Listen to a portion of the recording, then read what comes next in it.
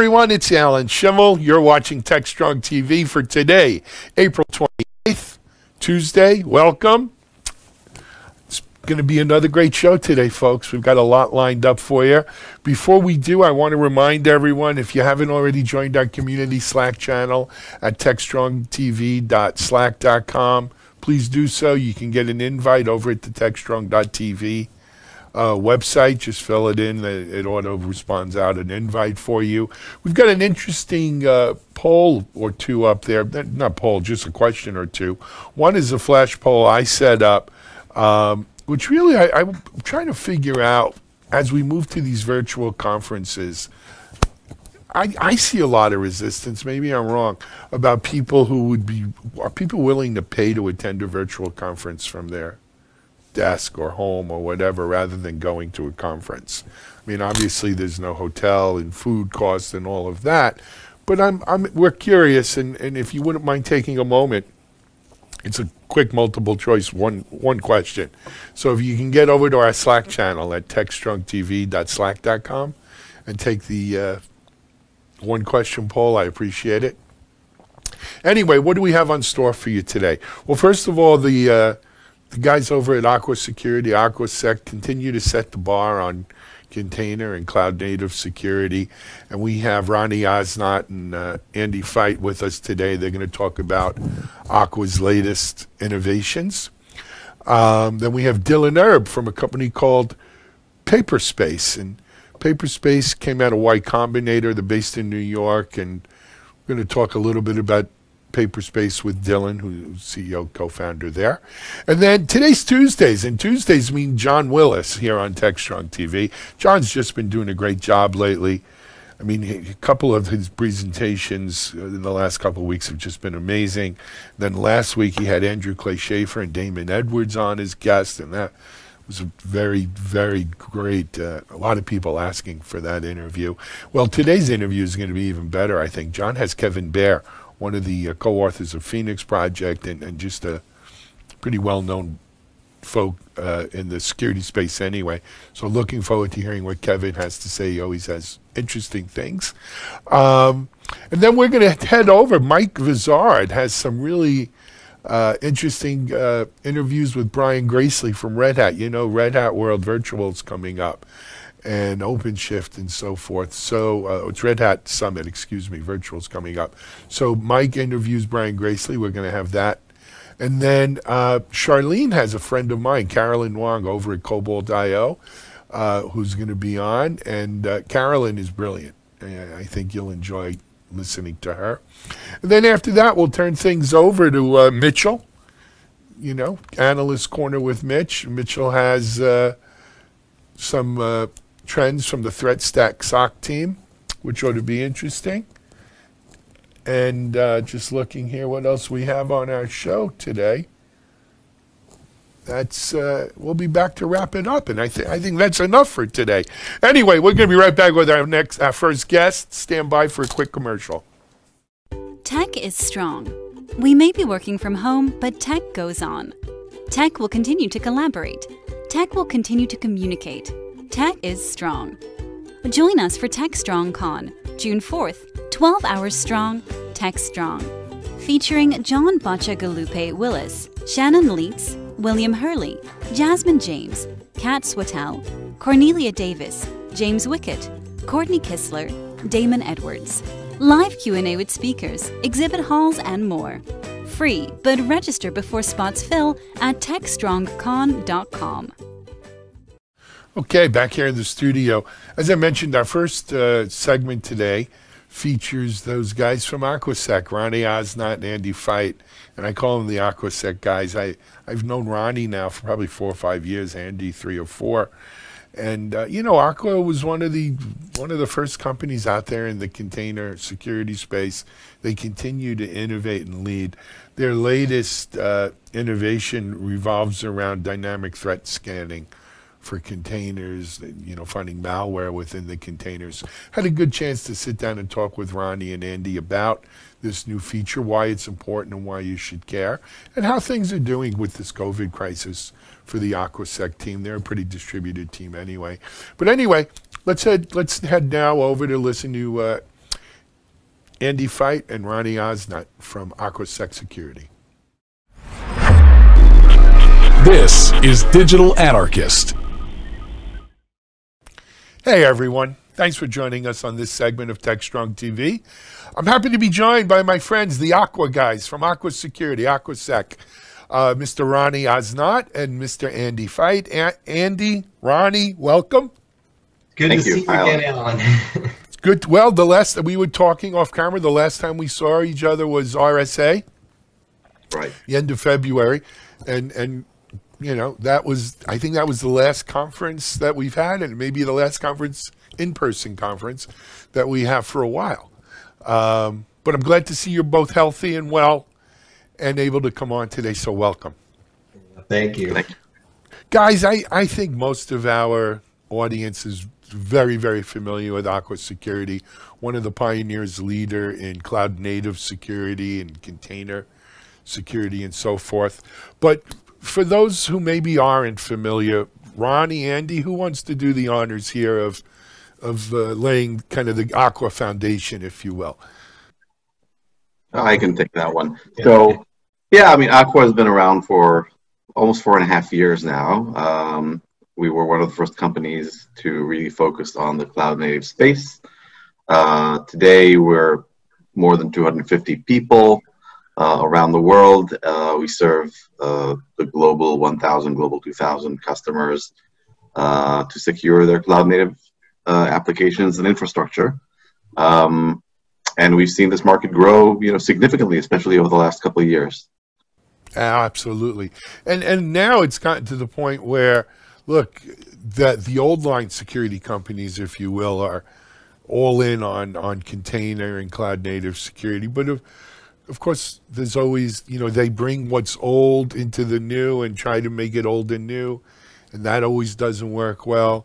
And then they realize that, and they realize that they're also kind of 2, 3 years, 4 years behind the state of the art. And then they start making those make versus buy decisions, right? And instead of trying to catch up, well, they want to catch up, and they do it by acquisition rather than organically. And I think we're going to see that in the cloud native space this coming year. I think it's gotten too big. It was great there for a while. You had it all to yourselves, guys, but now, the whole world is on it, and it'll be interesting to see how that plays out over the coming year. Yeah, I mean, I think we've seen some acquisition already to date, but I think there's always a benefit to the focus that an early stage company brings to a market. And this is especially a challenging market to stay current on. I mean, the technology base is constantly evolving, and you need to be able to move quickly. And so there's a benefit to being that nimble early stage company. And somewhere in the middle, you don't want to be too small, because in a time like this with coronavirus, you worry about being able to make payroll and make the investments in technology. We're at a nice point where we're well funded. We've $100 million raised to date with great investors behind us, real proven customers, but we're still small enough as a development team that we can crank out new projects and new products on a quick basis. Absolutely agree with you 100%. Andy, not only is the technology evolving so rapidly, I think the other thing that's the gas on the fire here is the rate of adoption of containers and cloud native technology. It's even faster than the rate of new technology, right? I mean, I remember talking with Ronnie, Andy, I don't even think you were at Aqua yet. So was it maybe 3 years ago, 3.5 years ago? And the conversations Ronnie and I were having were, well, how many people are using Kubernetes in a test situation versus in real production environments? And when do you think we'll see the move from Kubernetes into production environments? Well, that happened in the blink of an eye, right? All of a sudden, it's kind of a chicken and egg problem, right? I mean, people were hesitant to jump in as long as the technology wasn't mature enough and didn't have enough power behind it. But Kubernetes was so accelerated in terms of its development once it was open sourced by Google and the community started taking it on. it was around that version of 1.08, I think 1.8, that things kind of started to stabilize, and people felt, okay, this is now stable enough for me to start using it. And since then, really, if you look at especially Kubernetes, that evolution, there's been a lot of stabilization, improvements in performance, resilience, etc. Fewer net new features, which is also a sign of the maturity of the market and the technology. So as this happened, and this is run through or driven through open source contribution, the adoption goes hand in hand with that, and they feed off each other. The more contributors you have, the more people feel comfortable to adopt it, and the more people who adopt it, the more people actually contribute to the open source. So yeah, no, it's a virtuous cycle as opposed to a vicious cycle. But the other thing is, quite frankly, it's not just Kubernetes anymore. When we talk about cloud native security and securing the cloud native, the cloud, there's the service meshes, there's the containers, obviously Linkerd and all that, but there's a whole ecosystem here now. Right? Absolutely, it's more serverless than just serverless technology is another big piece of that. But sure. yeah, I think in this time, like a lot of companies are out there right now wondering, is there, what's happening to their customers and their markets? That's not the case in cloud native. If anything, even this coronavirus world, people are investing in the online applications, in the web-facing applications, and when they're making a major change that are moving to, they're moving it to the cloud. They're going to these new technologies. So we're seeing it, almost accelerate. Now it's a little harder to get deals done in this day and age, because people aren't in the office and POCs maybe take a little longer. But we are absolutely seeing the level of interest be very, very high. Even throughout this. So we're excited about this. And, one of the important things from an Aqua perspective, we're cloud native ourselves, right? Our development teams are distributed. They're used to working, using these tools. So the fact that we're all working from home, it doesn't really impact us at all. And we can still operate efficiently, which is exactly why we wanted to talk to you today, Alan, is we've been busy working away the last few months. Imagine that. So you let the cat out of that bag, Andy. Go ahead, go run with it. Well, I'll turn it over to Ronnie to do the intro of our newest edition, the Dynamic Threat Analysis Solution. Yes. So yes, Andy, thank you for the setup, Andy. So it's nice build up there. So yeah, I mean, today we announced a new product actually from Aqua. It's a brand new solution to a relatively new security challenge or threat that we're seeing in the market. And it's called Dynamic Threat Analysis. And what it is, it's a way to find hidden malware in container images. And we do that by running them in a secure sandbox and looking at the various malicious behaviors that they exhibit. And the benefit is that this is able to detect various malicious behaviors that normally you wouldn't understand or know are there just based on statically examining the image. And it follows more than a year of research by our cyber research team that looked at various attack vectors and their evolution in container environments in the cloud. Right, so they set up various places, honeypots and places where where attackers could try and do stuff. And what we've seen was a very steady and well organized increase in sophistication of these attacks. So if initially, for example, running cryptocurrency miners in using containers, that's a pretty old attack vector in our industry, right? Been around for more than 3 years. But what's changed is the level of sophistication. So when you, 3 years ago, you would have opened up some insecure Docker server, for example, or Kubernetes node, and it would take a while maybe, but at some point someone would try and run a container that is a cryptocurrency miner, and they would have done it in a fairly straightforward fashion. So if you had any security control on it, you could probably detect that and prevent it. What we're seeing now is a much higher level of sophistication where these malwares are basically buried deep inside images in a way that's not detectable. So you look at the image, it looks innocent. You can't, by looking at the file structure, the contents of the image, there's nothing to indicate any kind of malware. It doesn't conform, it doesn't match any signatures or anything like that. Once you start running the image as a container, it starts exhibiting behavior that's suspicious and increasingly malicious as it goes through various stages. So it could do things like, for example, start by examining whether there'll be a script there that looks for other malware that's present there and tries to remove it as a first stage. Then it may connect to an external IP address to a command and control server and try and download some sort of package. That package may be encoded, so even when it's downloaded, it doesn't look like anything, but then it's decoded. And this all happens over the course of a few minutes. The package is decoded. Once it's decoded, you can see that actually it contains several files, and one of them is a Bitcoin miner.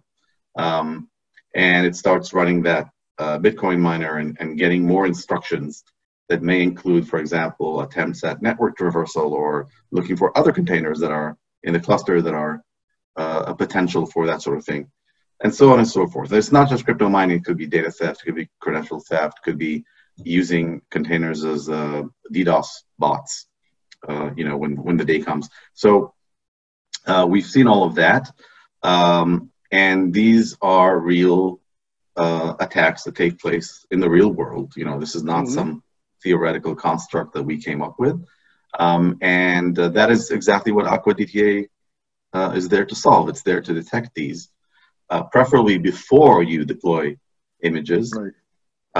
Because even within relatively controlled environments, there are third-party images or images that use third-party packages that come into your environment where you don't have control over that entire supply chain. Sure. And so that's what it's there to prevent. Excellent. This is exciting, guys. I love this. Is really, our discussion earlier about the technology changing and adoption cycles and so forth.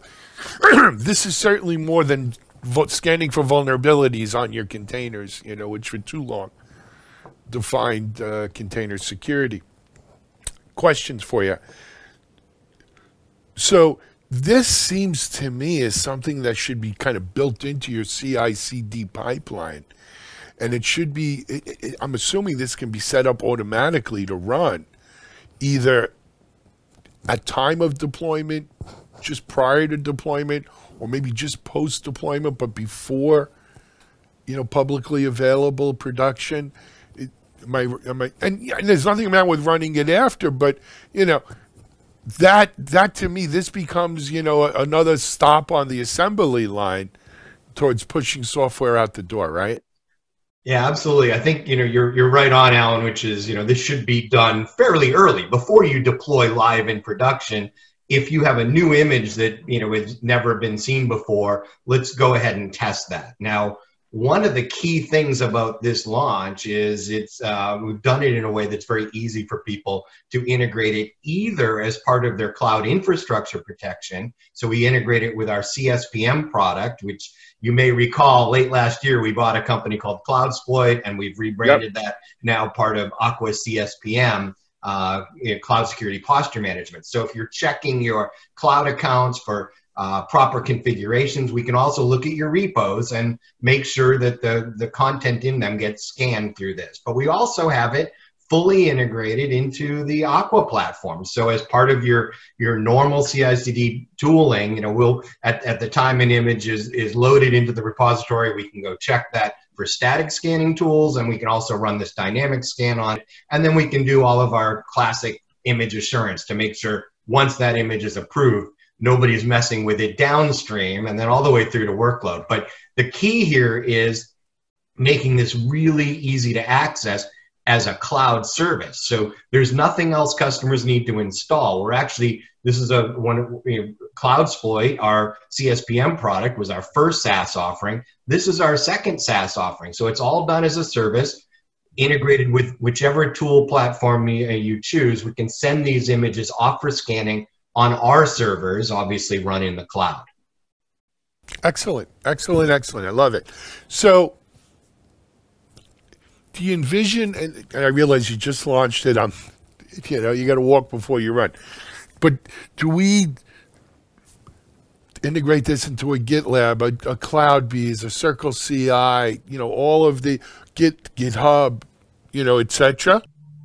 So yes, obviously this can be integrated into CI. We have already integrations into most of the CI tools you mentioned, if not all of them actually. And the idea here is that it is, like you said, another step in the chain. What we've done is you can define within the Aqua platform, you can define scopes of where it is that you want to run this. And for example, if you have a pre-production registry or pre-production CI process pipeline, you can define it to run based on that, for example, as one type of policy. Another one could be that only images that come from third parties or that are tagged in a certain way will be going through this. It's a bit like, you know, special selection at the airport. You know, when you're selected. For those of you who remember what an airport looks like, you know, like when you're selected for extra screening, it's like that, right? We're selecting things for extra screening. The only reason not to do this for everything is because it could get quite time consuming and possibly expensive as well. You know, some of the customers we work with have thousands of images that they work with, and those are updated on a daily basis. And if you then do this thousands of times a day, it could get quite busy. So you do want to select the right use cases for it, but it could certainly happen, you know, dozens or hundreds of times a day. Sure. Ronnie, do you envision a time, though, where look, this first version of the public release, right? Do you envision a time where it becomes less expensive, more efficient, where we can run this on everything? For sure. And also, we've had some customers, and this is on our roadmap, who've asked for an on-prem version of this, where they can run it and control where it's running and how it's running. And then really the cost is on them, and we will license it differently, and they can kind of get an all-you-can-eat kind of license and run it to their heart's content. And you know, I expect we were saying before how adoption is being you know, extended and driven. The flip side of that is, you know, and the reason why we're seeing those attacks increase in scope and sophistication is because of the adoption that's increasing, right? So when you have something that's fairly esoteric and not many people are using it, it's not very attractive to criminals. When it's very widespread, it becomes more attractive, and this is exactly why this is happening. So we expect that escalation to continue. And so at some point, I think this will become, you know, kind of mandatory, because it will find not just what we're finding today, but also future attack vectors that are even more sophisticated, and we'll be tying this in maybe into multiple stages in the deployment and runtime cycle, right? So it's something that if you look, you know, 1 year, 2 years forward, that's something that we anticipate as well. Excellent, excellent, excellent. But this is, I just want to make sure, this is publicly available now for people if they want to go check it out. Yeah. Where can they go get it? It's in what we're calling, Alan, a preview mode. So we're, because of the infrastructure needed to support it, we're signing customers up, you know, on a case-by-case basis and enabling the platform for them. There are 2 modes they can access it, again, through our CSPM product or through the full Aqua end-to-end security pipeline. But they would put that request in, and we'll add them to that.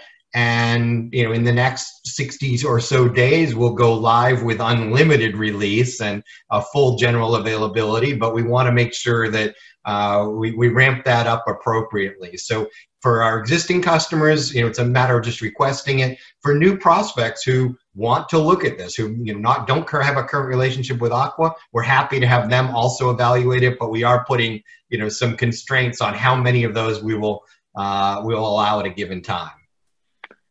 And just for people who may not be familiar, is it aquasec.com or aquasecurity.com? Yes. Both work. Both work, but Aquasec is the main domain. Is preferred. Okay, good. Well, guys, you know what? It's good to see that while we're all working from home, everything's going on. People march on, right? Security marches on. Technology marches on. We don't stop. And that's really the whole premise behind this TechStrong thing, right?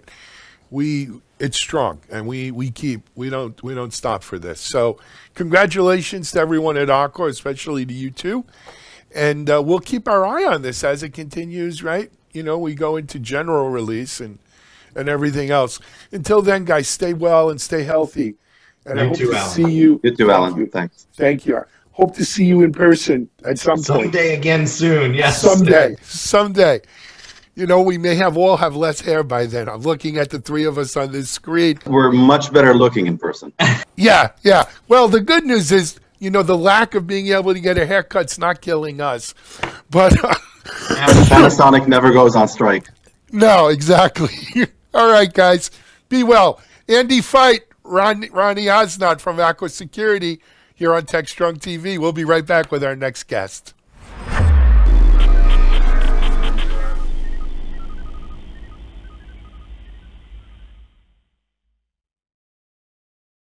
SecurityBoulevard.com is the leading resource for news, analysis, and education on challenges facing the cybersecurity industry. SecurityBoulevard.com covers all aspects of cybersecurity, including data security, DevSecOps, cloud security, application security, network security, security threats, and more. SecurityBoulevard.com has the largest selection of security content, featuring breaking news, blog posts, podcasts, and more. Visit www.securityboulevard.com to learn more. SecurityBoulevard.com, home of Security Bloggers Network. Okay, everyone. Hope you enjoyed the AquaSec interview. Our next interview today features a new company to our community here that, well, they're not new, but new that we haven't interviewed them before. And I interviewed Dylan Erb, who's one of the founders, CEO over at Paperspace. Paperspace, as I mentioned, came out of Y Combinator. They're based over in New York City, and they do, their developer tools and so forth. And I think you're going to enjoy, it's a breath of fresh air. I enjoy meeting and hearing about, new companies that we haven't seen before. It keeps you abreast of what's going on. And Dylan has some interesting thoughts about how his company is, working through the COVID situation and continuing to provide value to their customers. So let's go over to Dylan Erb now from Paperspace. This is Digital Anarchist. Okay, for our next segment, we have Dylan Erb from Paperspace joining us here on TechStrong TV. Hey, Dylan, welcome. Awesome. Thanks for having me. It's our pleasure to have you. So, Dylan, this is the first kind of exposure for Paperspace to our audience. Why don't we start there? Give us a little background. What's Paperspace about? Yeah. So, we are a company based here in New York, been around for about 5 years now, and we focus primarily on building developer tools for the kind of emerging machine learning and AI space. Very cool. When you say developer tools, give us an idea here. That's a broad category. Yeah, for sure. So, in the last, say 5 to 10 years, we've seen really an emergence of new technology in sort of the machine learning and in particular kind of the deep learning space.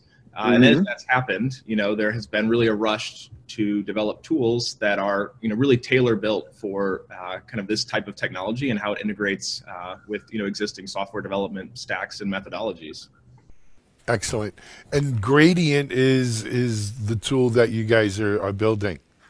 Yep. So Gradient is our flagship product. It's actually a set of tools that are designed to help a developer go from, the early stages of developing a machine learning model and then actually taking that all the way to production. So, Dylan, there's probably fewer terms more overused and less understood than machine learning and AI, artificial intelligence. So AI, right? People, they're interchangeable. To others, they're both full of beans. And yet to others, they see very clear distinctions between what ML is, what AI is, what's nonsense, what's real, what is pie in the sky, what can we deliver today. How do you kind of divide between, let's say, machine learning and AI? Let's start there, ML to AI. Yeah. So, I'm going to give you an answer, that's how we think about it, because I know there are a lot of opinions here. So generally speaking, we've seen sort of the history of kind of big data and data scientists and even sort of like more powerful BI tools. But really what's changed in the last, few years is the emergence of this category called deep learning. And so, before we kind of get even into the distinction between sort of AI and machine learning, really the way we think about it is really like, what are the compute demands here? So, traditional data science is something that usually you can run on, a Chromebook. You can run sort of traditional data science tools, whereas deep learning, the thing that's powering, driverless cars, and really like the cutting edge here is something that actually has substantial compute demands. So, instead of being able to run it on maybe one machine, you actually have to train it on a cluster of GPUs and purpose-built hardware. So the way we think about it is really, what are the compute demands, and as that, and what are the tools that are kind of necessary to use those. Excellent, good stuff. And now, Dylan, when we were talking off camera, you mentioned that what you guys, where you play and what's really key for you, excuse me, is what you're calling ML ops, right? Yep. So ML ops, another overloaded term here, but really, again, the way we think about it is, in addition to sort of this emerging technology around kind of deep learning and building out these more and more sophisticated predictive models, there's also really a demand to integrate this technology stack into existing, systems and deployments and tools. So, today, ourselves included, most companies have, the DevOps role, someone who's sort of hybrid ops and developer. And what's happening in the machine learning space is that as people are getting more, moving out of sort of the R&D phase of it and into production, there's an increased demand in the types of tools that can integrate those two worlds. So actually bringing, instead of machine learning or deep learning being really an exotic or external, function, actually bringing that into like a modern DevOps stack. And there are a few challenges here. The machine learning and data science world is oftentimes using like R or stats programs, and the traditional web apps are Go and Ruby and Node.js. And so how do you merge those? That's how really what we think about is sort of what ML ops encompasses, which is taking machine learning and making that just like any old tool that you might use in your toolbox. Good. That's good. I appreciate that. So I guess all of our conversations today are being framed through the lens of what's happening in the world. I assume this is your home office. You got behind you there, and yep. It is what it is, right? How has this whole COVID thing kind of helped, hindered, been a non-factor for you guys over at Paperspace? Well, I think that we still don't know fully what all the effects are. So we are based in New York. We actually are a somewhat remote team, fully remote now. And, folks like us that are building out tools that enable collaboration, which is a big part of, the DevOps story, is how do folks kind of collaborate in a deterministic way. I think that's actually been really helpful for us, or at the very least, this kind of new environment is highlighting the need for tools that allow people to kind of scale in and out of, different work environments, different, compute locations, things like that. Absolutely. Question I've been asking a lot of executives over the last 4 or 5 weeks now is, has this experience of going from a somewhat remote or mostly remote to a fully remote, situation, operation, caused you to say, do I really need an office? Yeah, that's an interesting question. We've been talking about this, in sort of the startup space for a few years now, and I think now it's part of the general conversation. It's historically been very hard as a startup or a smaller company to actually, say we're only going to be in New York City or only in San Francisco. And so, the kind of newer generation of companies has embraced remote work. Companies like GitLab that are fully remote. We go back and forth on this a lot. I actually feel pretty strongly that, people co-located, has its own benefits. But certainly, this is the first kind of trial run of us being fully remote, only using Zoom. It's actually been really good for us. I think it's highlighted a lot of communication inefficiencies and things like that. So we'll see. New York is home for us. It's a really great ecosystem. I like that we have an office and we can kind of collaborate in person. But it's changing very quickly, and it's totally possible that this is the new norm. And I think that there are advantages to kind of being able to tap talent pools across the world. And in many ways, there's no reason that developers have to be in one location. So I think that it's somewhere in between. I don't think we'll be giving up our office anytime soon, but maybe our strong preference for having local candidates will be lessened a bit. Yeah, I mean, so you mentioned GitLab. We actually did an interview with Sid Sirandi, the CEO at GitLab, and it was one of the featured things on one of our virtual events. It was one of the featured keynotes on one of our virtual events called Predict, back in January. Of course, no one predicted a pandemic, but Sid was the only one who predicted a big shift to working from home.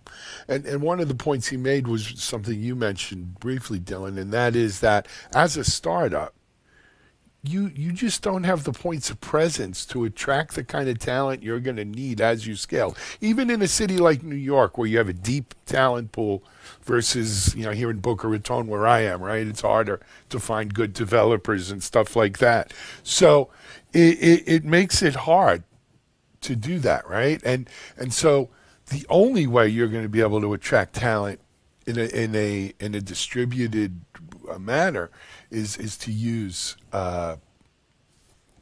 work from home kind of things, right? Absolutely, yeah, and that is the overriding model for it. Well, it's interesting. So GitLab and Sid were actually in our batch at Y Combinator. So we started at Y Combinator, and I remember those guys were very vocal about sort of the advantages of remote work. I think that a lot of those ideas have entered the mainstream, but I would say that they are definitely a model for going all in on this, and I think they've been very successful. We definitely look to them in a lot of ways for how they manage that process. But it has challenges. Like there's a lot to be said for being able to yell at someone across the room and say, "Hey, you broke something." Yeah, I've been there. I worked remotely for about 15 years. When I started Media Ops 6 years ago, we decided to do an office, and we did have a strong preference for people who would be in my office every day. We've grown since then, so we have some remote workers, but still I'd say 75% of the people are local here. Though, much like you guys, we moved to this, we used to let people work from home once in a while if they want to or they had something going on. And these past month, 5 weeks, whatever, have been, we're rocking and rolling, and I'm in the office with my video guy, and that's about it. We have a big office here, pretty empty, and I'm wondering, geez, how am I going to get out of 5 years worth of lease over here? But so I'm stuck with it anyway, one way or the other. But yeah, I think it's something we need to worry about. The other, how have you found sort of business in the last couple weeks? Because a lot of teams have moved to remote. Most teams have moved to remote development, but they haven't stopped developing. They haven't stopped. You know what I mean? At least in tech, I realize, and I don't mean to belittle whatever it is, 26 or 27 million people who are on unemployment in the last 4 or 5 weeks. But in the tech space, it's a little less, drastic. And so are you seeing any kind of fall off, pickup, anything, or just kind of business? Yeah, the numbers for us have actually been relatively off the charts. We've had more more signups, more visitors, more accounts created than ever before. I think that it's not just everyone working from home. I think that's a tailwind that's been helpful, but certainly I think companies, we're very fortunate that we sell something that is a digital good, and I think it's talking to other founders in sort of different domains. This has actually been a really good time for a lot of companies, and ourselves included. It's kind of labeled the Zoom effect, and we are certainly beneficiaries of this increased demand for remote collaboration, work from home, and really better tools that kind of assist those efforts. Sure. So Dylan, great. I appreciate you giving us your insight on this whole COVID thing and how it's affecting. Let's dive back into Paperspace for a second. Someone out here watching it is saying, hey, this is something I'd like my team to look at, or I'd like to check this out. How would you recommend, like what path, how should they really kind of get a good flavor, a good grounding on what you guys can do to help? Yeah, so we are we're kind of a very developer focused kind of open website, meaning anyone can go to our website, sign up, and begin clicking a few sample projects and start training some models. Generally for developers that are learning these tool stacks, I think that a tool like Paperspace is extremely helpful. But as they migrate to more advanced usage, or they say like, look, we've heard about this machine learning thing, we want to actually make that part of our business. Generally what we've seen be the most successful are companies that have a clearly defined business objective. I want to detect fraudulent users or credit risk scores, or something pretty well defined, and then using a tool like Gradient to continually refine a model such to a point where it's like we can actually deploy this thing, understand it. In many ways, machine learning and deep learning in particular has been criticized for being something of an inscrutable black box where you kind of put some data in and you get a predictive model out, you don't really understand it. I think that's less of a problem today. I think that tools like what we're building, and certainly other companies in the world, make it such that this is not an exotic tool that can only be used by the most cutting edge researchers.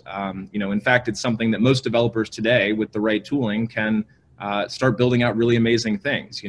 Our prediction is that just like maybe 15 years ago there was sort of the web team and the mobile team, and they kind of just collapsed as sort of the software team.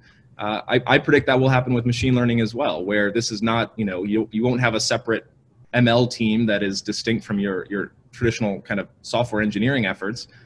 Those will actually collapse, and we're certainly doing our best to make the tools that will assist that. One thing just to kind of mention, the way we talk about this to developers is we say we're building a CI/CD tool for machine learning, continuous integration, continuous deployment, and really what that means is you should have the same tooling that you have for developing any other app that you have, like a web app or an iOS app or something like that, and actually have that for your machine learning stack as well. So things like reproducibility, determinism, security, speeding you up in the process, having a development, staging, and production environment, things that are really well understood in software development today are relatively new in machine learning. And so there are a lot of folks, ourselves included, that are trying to bridge that gap and make every developer, able to kind of integrate this tooling effectively. Cool. I didn't even ask you. I apologize. For people who want to get more, where do they go? Yeah, so paperspace.com is our main website, and then gradient.paperspace.com is all the information on the tool itself. You can actually we offer free GPUs and CPUs, so anyone can free account, start training a model today. And onboarding with this new technology. It's really exciting, and I think we're finally, we talked about hype a little bit at the beginning. The reality is these tools are delivering ROI today for real companies, and they're actually doing things that were impossible 5-10 years ago. And that technology is not hard to actually get your hands on, and it's amazing what people are building. It is. It isn't. But, when it comes to these areas too, I also really, we've scratched the surface, right? It's going to be interesting to see how it progresses and evolves to really,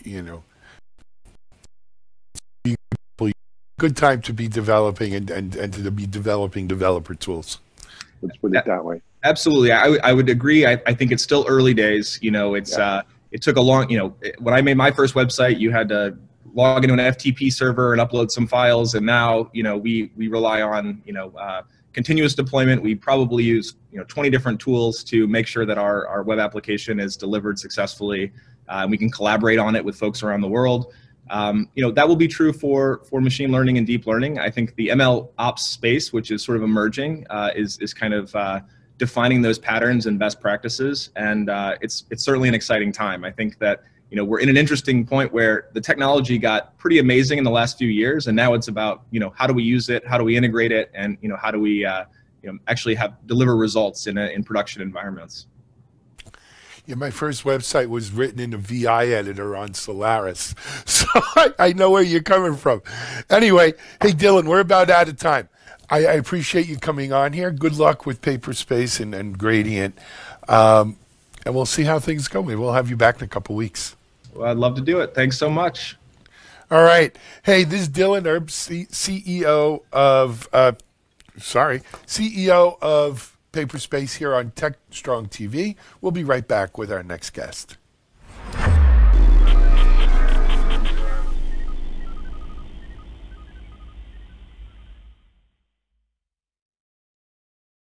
ContainerJournal.com is the leading online destination for centralized computing-related content. ContainerJournal.com covers all aspects of software containers, from container management, data management for containers, container security, networking for containers, to the entire container ecosystem, Kubernetes, microservices, serverless, and more. ContainerJournal.com has the largest selection of container-related news, featuring breaking news, blog posts, podcasts, and more. Visit www.containerjournal.com to learn more. ContainerJournal.com is operated by MediaOps Inc., the team behind DevOps.com, Digital Anarchist, SecurityBoulevard.com, DevOps Connect, and DevOpsDozen.com. This is Digital Anarchist. Hey, it's John Willis again. It's TechStrong. We're having fun. We talked to Andrew last week, and now I'm talking to a really good friend of mine over the years, Mr. Kevin Baer. Kevin, how you doing? Here, John. We used to back in the day. I don't even know when this was. Like, we used to almost every week we'd have these crazy conversations. Yeah, it was like back, 2004, 2003, 2005, somewhere in there. Yeah, it was quite a while back there. Yeah. I know. It's fun. Yeah, and now we get, like you said, now we get paid to have these conversations. It's amazing. I feel too privileged. I'm sorry. It does. It is. We do. As Andrew said in last week's, we are privileged. So his thing, you've spent a lot of time, I remember talking to you way back when, and like you always had these sort of great ideas about sort of transformation, even like back whenever we used to have those conversations. And then, I've followed you, sort of your career. I mean, I didn't know much about what you'd done before that. I guess I could have looked it up. But now following you sort of back, going through sort of the 8, 9, 10, 11, 12, 13, 14 era, it looked like you started really doing, and you might have done this before, but you took a lot of sort of where you take over a CEO position, or you sort of manage a bunch of C-levels. And it seems like you've accumulated a fair amount, quite a bit of expertise in that sort of C-level thing, which is something I've never been great at.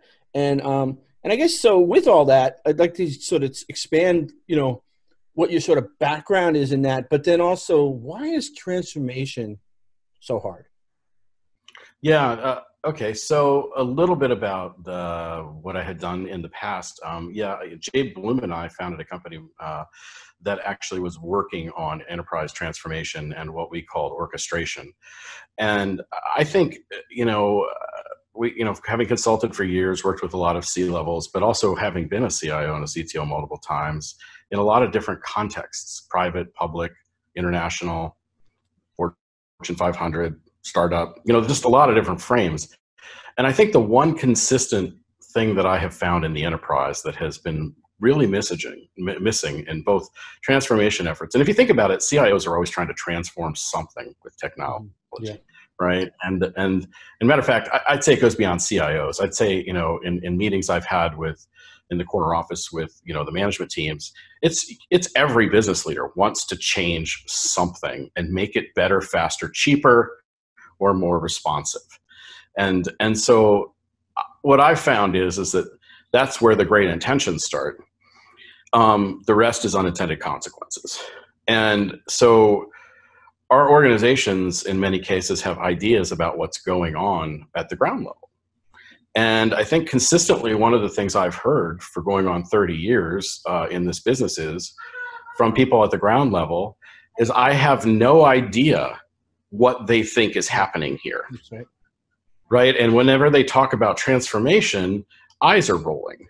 Mm-hmm. Yeah. You're going to transform my week into being longer and more hellish. Is that what we're talking about? What's the frame of transformation? Yeah. Yeah, exactly right. And what I've noticed is that there's transformation fatigue in our infrastructure organizations, hell, even in our development organizations. And they've been the one getting the funding out of these transformations. We've been dumping trillions of dollars into Agile in these companies, and it's not moving the needle. Right. And we've had conversations about that in past years with dev and SecOps and how that, I think in a lot of ways now we're starting to build a chain of a system that can work together effectively, but it still doesn't span outside of IT.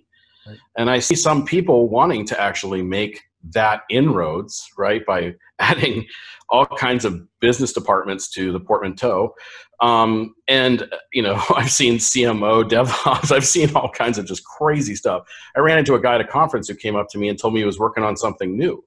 It was called BizOps. And I said, that's kind of been around since awesome. Like, give me 10 copies. In a century. And I was like, so here's the difference. Business operations has a definition. It's called harvesting value from assets. That has a definition. And we don't seem to understand how to sustainably harvest value from assets. And this is a management problem, I believe. Management continually wants features and to transform experiences with new buttons, dials, whatever it is they think they need. And they always have ROIs. A lot of them dubious, but they do. And so I think what happens is that somewhere between the idea and the idea about vetting the idea and turning it into something that could be a good idea, and maybe be positive for the company, is often done in like kind of localized environments like marketing or finance. Right. Everybody, if you talk to an enterprise, all the departments have a transformation going on. There's a finance transformation, we've got the sales transformation, and then there's this notion of enterprise transformation. Right. This crazy notion that 1 or 2 or 10 people are going to change, white males largely, right, are going to change the minds, hearts, direction, and actions of everybody with words is the most profoundly insane thing. And where they come from is usually so misplaced anyway, right? Like right. The 10 guys that are have been working somewhere as, EAs or, senior leadership in IT, and we're going to figure out the whole sales, finance. So there's 2 threads I want to drill in on. One, I think a little quicker, because I do think the value is the second one. I think that's sort of key, right? Like how do we sort of think about value at a systems level? And we don't, right? But the first one is I noticed Paul O'Neill died just yesterday, right? And there's a great story from him. It's in a couple of books, and he's just some great videos. When he was going to take over the CEO of Alcoa, one of the things that one of his famous stories was that, first he went to visit. He went to visit a couple of the sort of sites, where they did whatever you do with aluminum. But and he saw that some kid had died, and it was this whole thing about there was this little fence area that says never climb over. And when he interviewed the people, they're like, we always climb over this fence. And he said to him, we killed him. You know, we killed him. He had a family, and so one of the things he instituted was, you know, at the time Alcoa had, I think, I believe, was best in class of safety. You know, Yeah. 1.3. I'm making these numbers. 1.3 people die, right? And he's like, that's not good, you know. And so he instituted this thing, and I'll get to the point of, I think, your first point about the people in the field, what I call the edge, are always looking at senior leadership and saying, I don't know what the hell they're talking about. Which he did this thing where he wanted to do it for safety, but it turned out just like increasing the fluency of communication in Alcoa, where he said that every time there was a major injury, it had to be replied back to him within a 24-hour period. Now, this isn't a blame culture, or, you know, you know, if you tell this to some other the resilience people, they'll be like, "Oh no, that's terrible. That's, you know, that's the 388 days without any injuries." That's not what he was doing. What he was doing, I have to say that because there are people who listen and they'll start screaming. No, they're a safety 2 shop. I mean, they're not a safety 1 shop. Yeah. And so he said that he, you know, he wanted to, and really what he wanted to do is sort of create that communication. And one of his quotes later about it was, he said, we discovered all these pockets of ignorance. So I think that the thing is that what I have found in my practices is, like, if you work from bottom up to try to connect what people at the edge think they're doing, it seems so simple, but nobody does this, and connect that to what the leadership thinks you're doing, you find and I have found incredible pockets of ignorance and deltas between what they think. And, yeah, no, I think you're right. And I mean, the great thing about ignorance is that it can be fixed.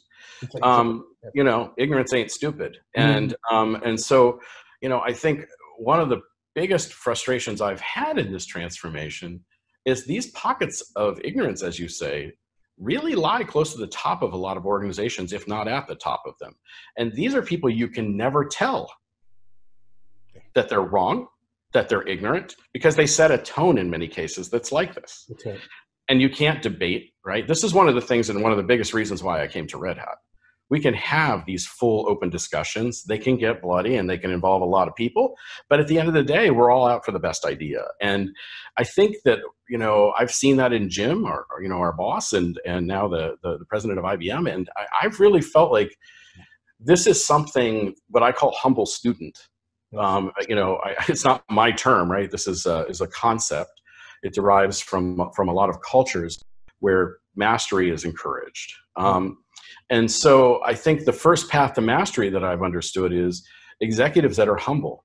You know, guys, I'm not sure what this agile thing is.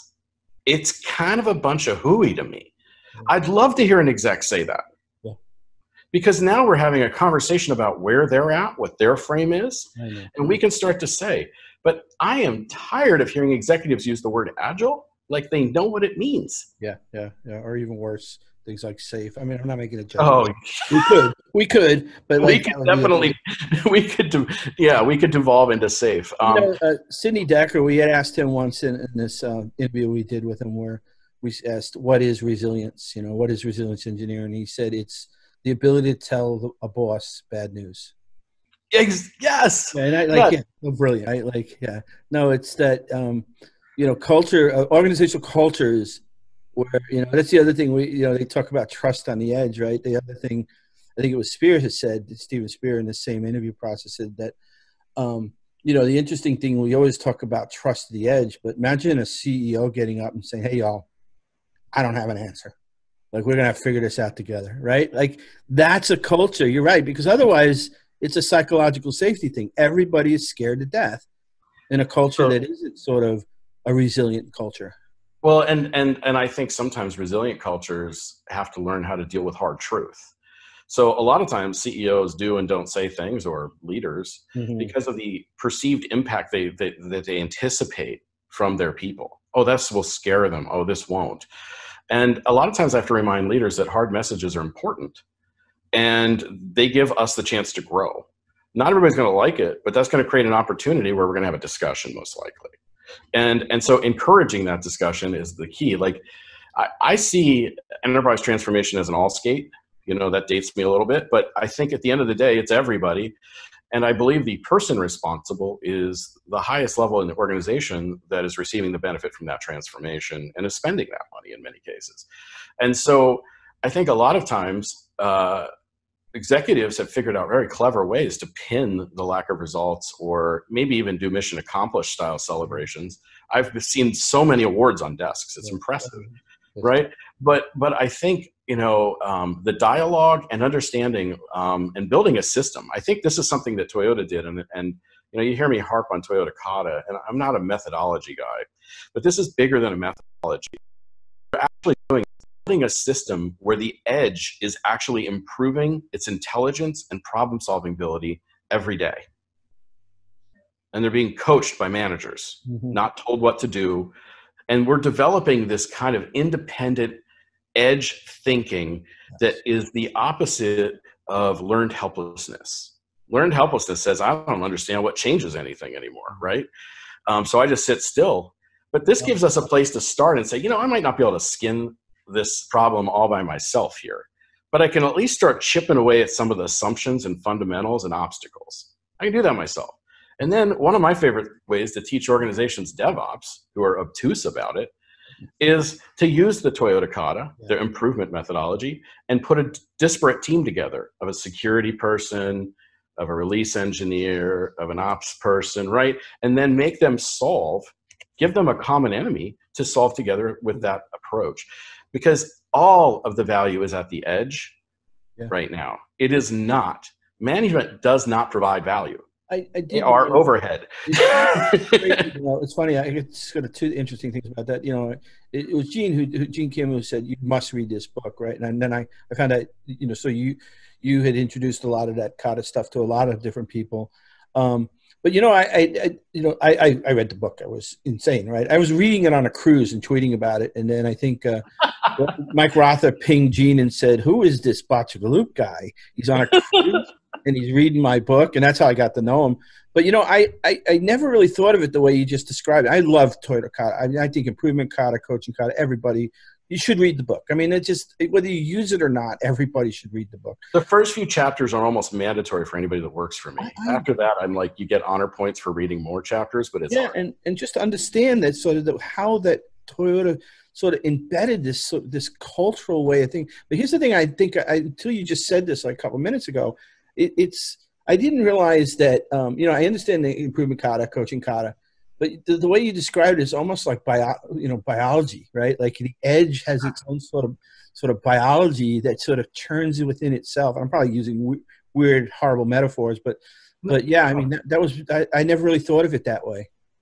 Yeah, you've got to give. We have a lot of talk especially in agile circles, about self-organizing teams and all this stuff.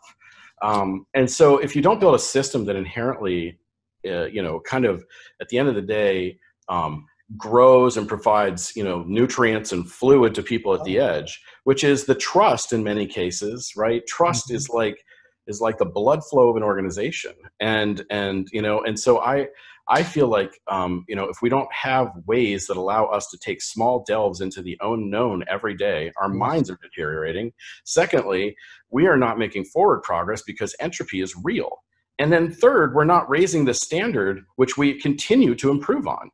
One of the big benefits I love about the Kata and practicing that kind of disciplined approach to improvement is you're constantly raising the standard, which you're raising the standard from. And I think that is very powerful. We talk about platforms and a lot of platitudes in organizations, but an organization that can improve at the edge systemically without managers feeling the need to tell people what to do will kill everybody else. And Toyota showed us that.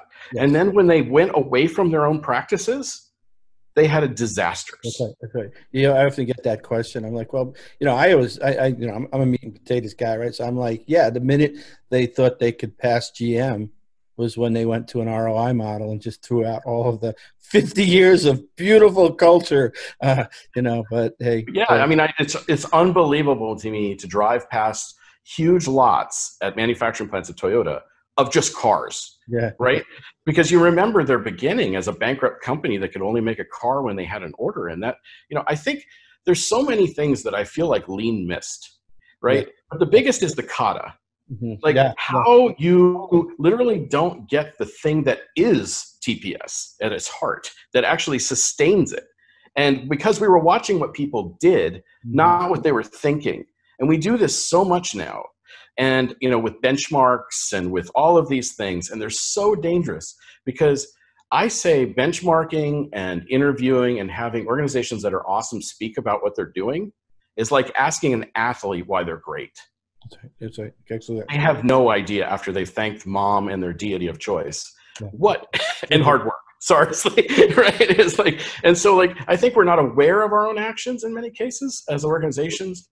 And so when we try and transform, we have all of these assumptions and we think things are certain ways. The CIO thinks that that Agile rollout last year made them Agile. That's right. And they're going to depend on that and extend that in anything that does not. So it comes back to that knowing what's happening. Sort of baseline of building off of, right? As opposed to, you know, sort of a kata. You know, it's interesting about the kata thing, which was, you know, there was the famous quote when American car companies came over and Toyota let them sort of view, and one of Toyota owners, like, you know, peers or sidekicks would have said, why do you let these American companies come over here to see what we're doing? You know, they're going to steal our ideas. And he's like, you know, they can copy our process, but they'll never understand our culture. And then Rother, within the first couple of pages of his book in Toyota Kata, says, you know, there's 100 books about lean, but this is the first book that's going to talk about the hidden side of lean, which is Kata. Yeah, and I just, like, the first time I got to hear Mike speak, because I took that class up at University of Michigan that he has, and I cannot speak highly enough about Kata World and all that stuff. But Bill and Mike were teaching the class at the time, and when I heard Mike starting to talk about it, my mind went nuts from the system implications of what he was talking about. And it frames a whole new kind of strategy and management. When you think about as improvement as part of your strategy. Yes.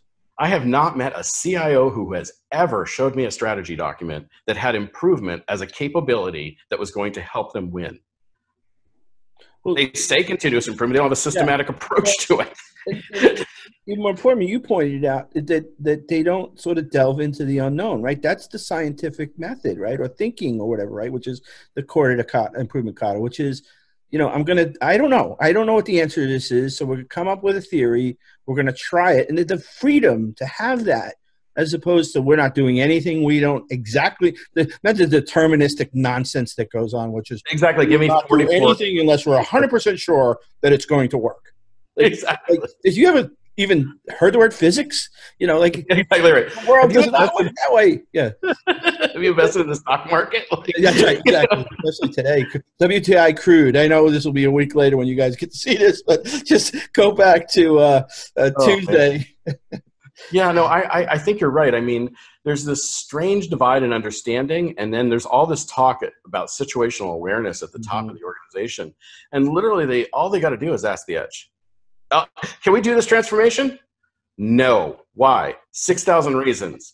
Okay, let's run them. 30,000. Let's run them through the layers of the org and make them coherent to folks at the top. But what you need to know is you got problems. Yeah. And so I am so tired of execs hearing all these problems and then saying, well, that's why we all get paid to solve them, and we're just going to go ahead with this transformation. Yeah.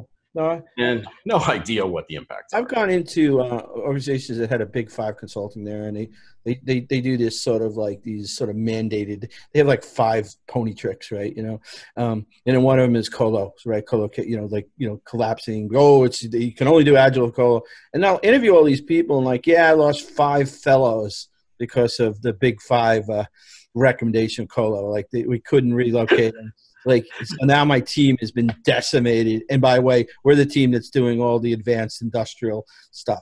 And now they all go for competitors. Like, it's mind-bending to watch executives insult their deep organizational expertise by bringing in a bunch of 28-year-old MBAs who are going to look for cost savings all over the place to pay for all the things they're doing without any understanding of the underlying business process impact of what they're doing. And so I know, because these people, when you look at their resumes, largely have never built anything. Well, I mean, how do they know how to run and optimize what they've never even experienced? You know, I know you've run into this, right? And I have a friend of mine. He's we need to get him on a podcast with us. They call him the CIO whisperer, right? Like he's goes into big airlines. He's a great guy. His name's Tim Crawford. And I asked him one time, we should team up, just before Red Hat. And I'm like, because I'm doing all this edge stuff. You talk to executives. And he said, John, the problem, and I know you run into this too, like the problem we have is that executives want that. So if they go with sort of John Willis and Botchagaloop's version and something goes wrong, they're going to go, well, why didn't you go to Ernest & Young? Why did you go to this? How do you spell that again? Botchagaloop.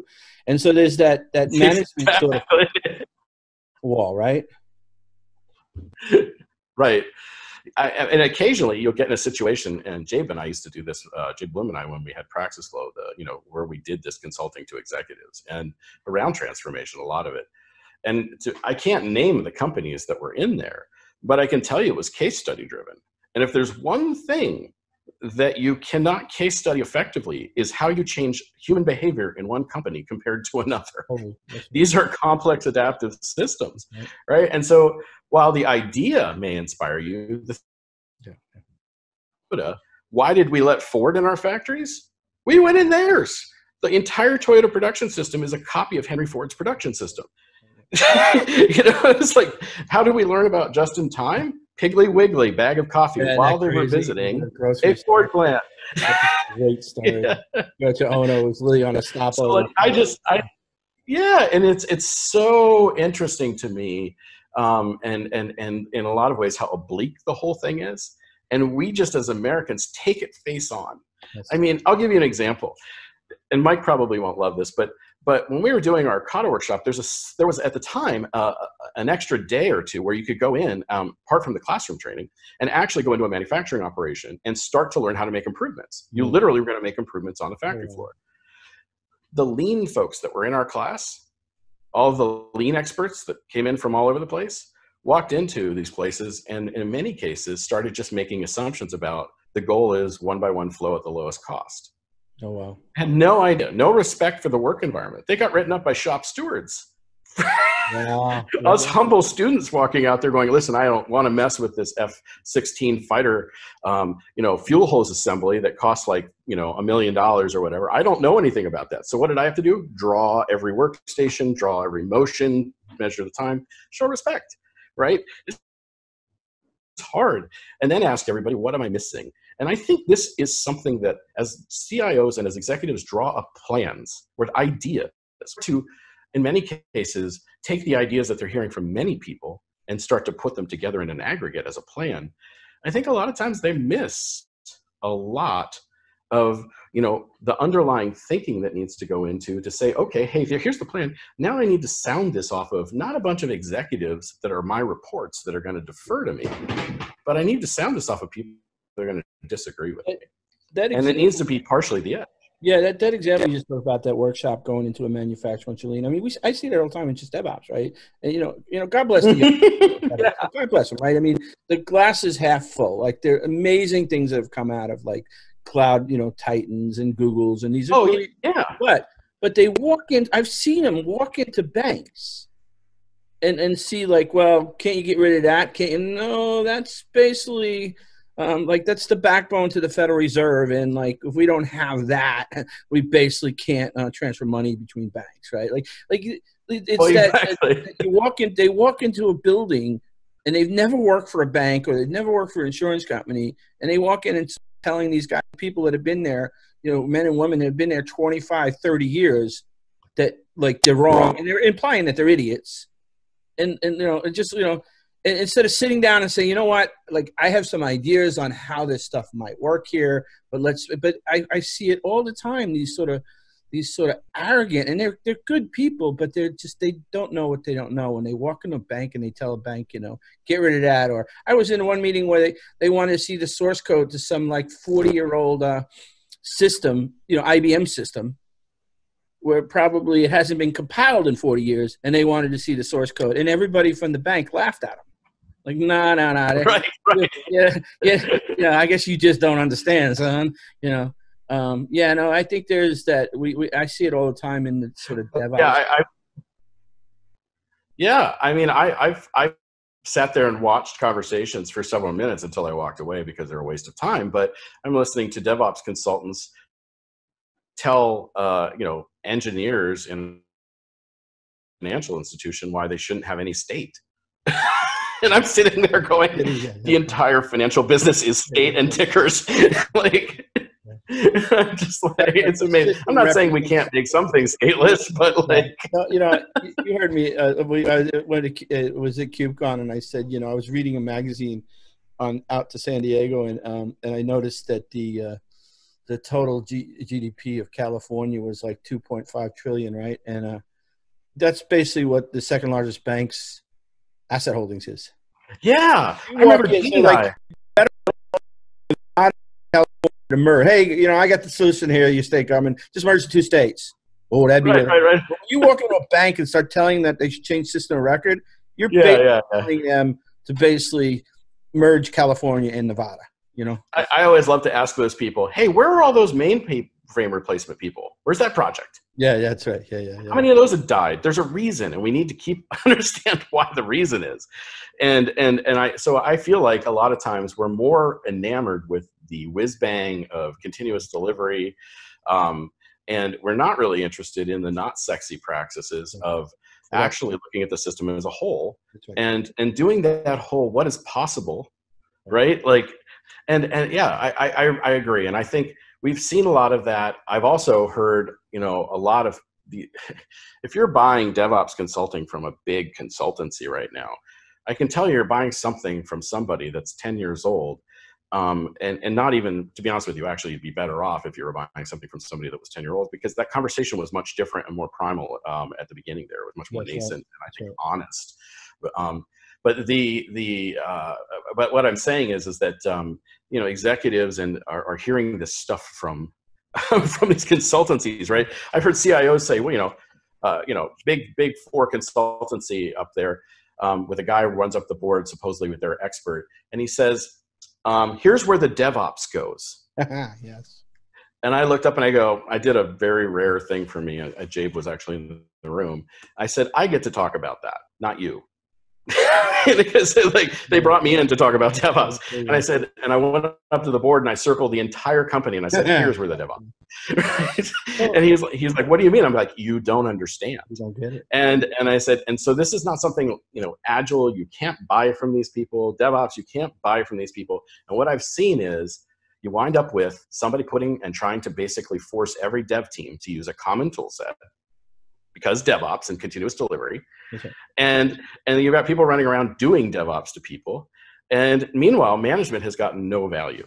I thought we were going to be able to do this. I thought we were going to be able to do this. It sort of goes back to that same thing about sort of the lean people going in. It's sort of a cargo cult, right? Like, and the truth is, there's some good big consulting companies. I haven't found one yet, but hey, there got to be somewhere. There's got to be something. But they're pony tricks. They literally, like the story I told about the Colo thing, where they just didn't even ask. When I'd ask and interview these people, they'd say, "Yeah, I lost 5 fellows. I lost another team. I lost 3 or 4 of my top engineers. And I said, did anybody from that big 5 interview you? Oh no, not at all. Never talked to me, right? And so that they're pony tricks. They literally come in with the 4 or 5 pony tricks. The one that I don't even want to get started on, this sort of zone to win crap. But that's a whole nother podcast. But that or Colo, and they literally walk in with these bags, and they're convinced that they work. And then they literally just slim in. Don't give me the details. I don't want to hear the details. Just do these 4 things. Can't do Agile without Colo. And how many organizations have I walked into, and I'm asking myself this question, and I know Jabe has this too, from our past. How many organizations I've walked into doing transformations that don't have disaster recovery and have never tested their business continuity plan except for on a tabletop? Yeah, no. So the first transformation is do what we say we're going to do. Right. Stop lying, because we're lying on all of our our audits, right? Like, I've been doing a bunch of research on BCM. I've interviewed 20 of my sort of peers, part of the groups I've been in. These are the biggest Fortune 100, Fortune 500 companies. There's not one company that I've talked to said that anything was relevant in BCM or BCP during COVID. I mean, just these things didn't even come out as blueprints. The boards, the software, all that stuff, all that Gartner says about it.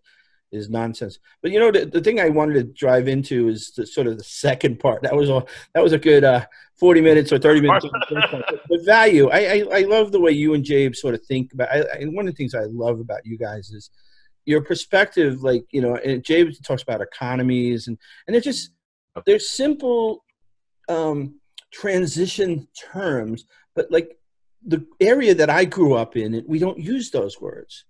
You know what I mean? And I think the way you guys look at it, I think because working very heavily with C-level, you tend to have a taxonomy or a language of sort of value in economics. And I just wanted to sort of, within maybe 10 or 12 minutes we have left, your thoughts on sort of the importance of, you mentioned it early in the conversation. Value. Well, no, so I mean, I think if the organizations that you manage do not understand how to create value and what it feels like when they're doing it versus what it feels like when they're doing bullshit, I think that is a part of the immune system in your technology organizations and in your businesses as a leader that you need to build. So unfortunately or fortunately, the executive management team gets to decide what value is. And I would hope that work, actually, one of my strong encouragements during transformation is to expand that notion of what value is. And I think that is part of transformation.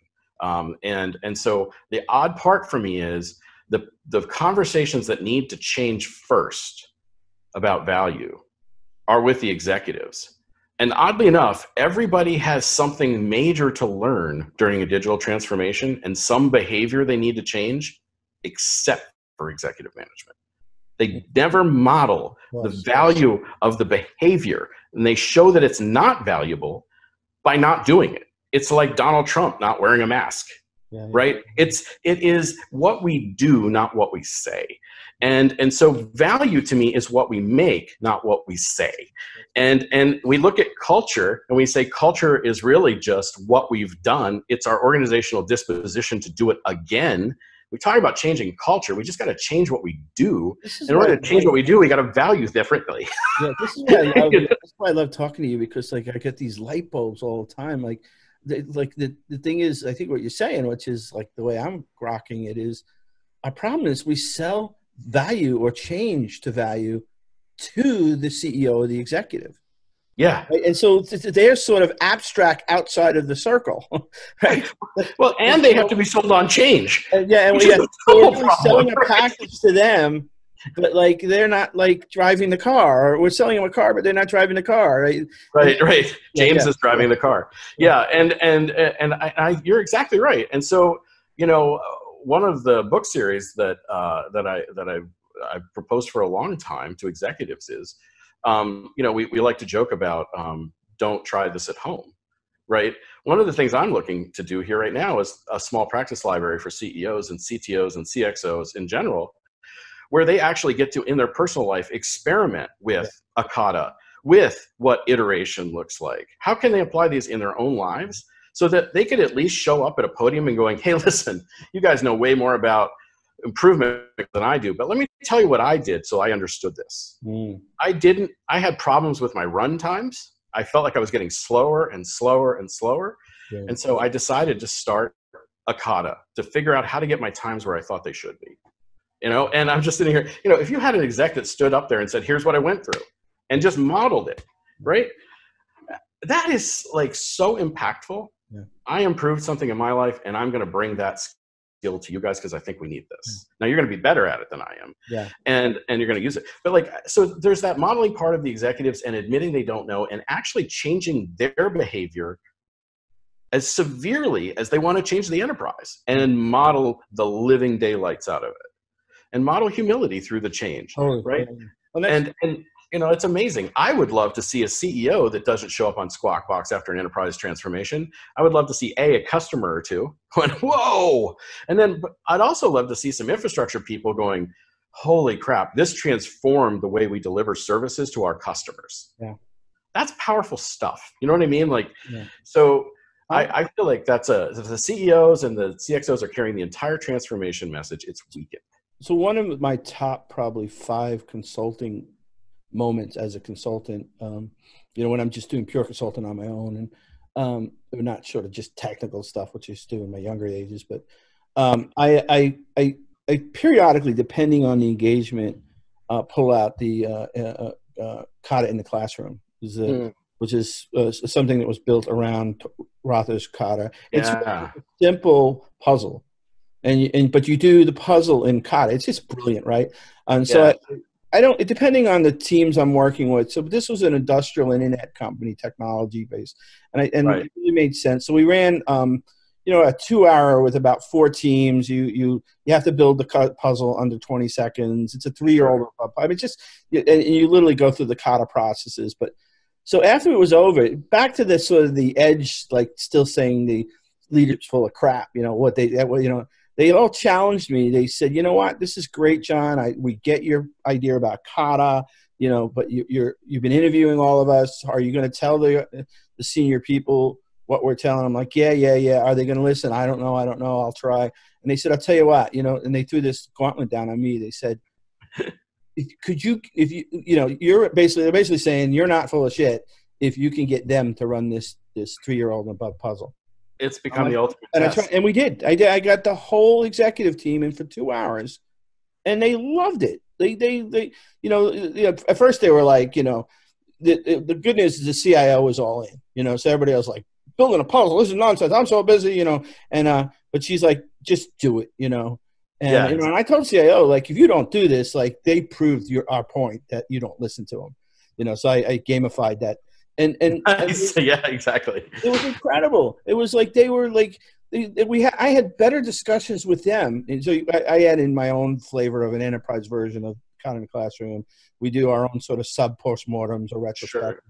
And the conversations of the executive team, I wish I could have recorded it. They were like, well, John, if this is the way this works, then you think we could do this? And I'm like, but that's the thing, right?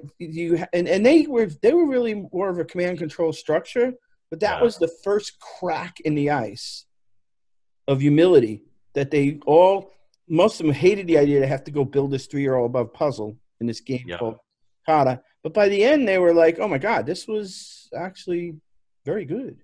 Yeah. I guess, when I've talked about improvement with executives, they're astonished to find that they think, and they will often profess and correct you, that they have a systemic way of improving. And, they don't. And I always ask them, is it a strategy? Is it a capability you can level in the middle of competition? Is it something you can depend on? And the gains every year are something you can depend on. It's like lottery revenue, you're going to get it. And so I think that the surprising thing to me, for all the business acumen, for all the talk about value and all the buzzwords that folks use in the executive suite, that I think the value conversations have been hijacked in technology by product managers and by a lot of people that are in a project management and program management offices, which control budgets and all kinds of things in many organizations. But so I think unfortunately those folks are using ROI, and almost none of them. I mean, Jabe and I were astonished. We've taught so many organizations how to use cost of delay to prioritize a portfolio.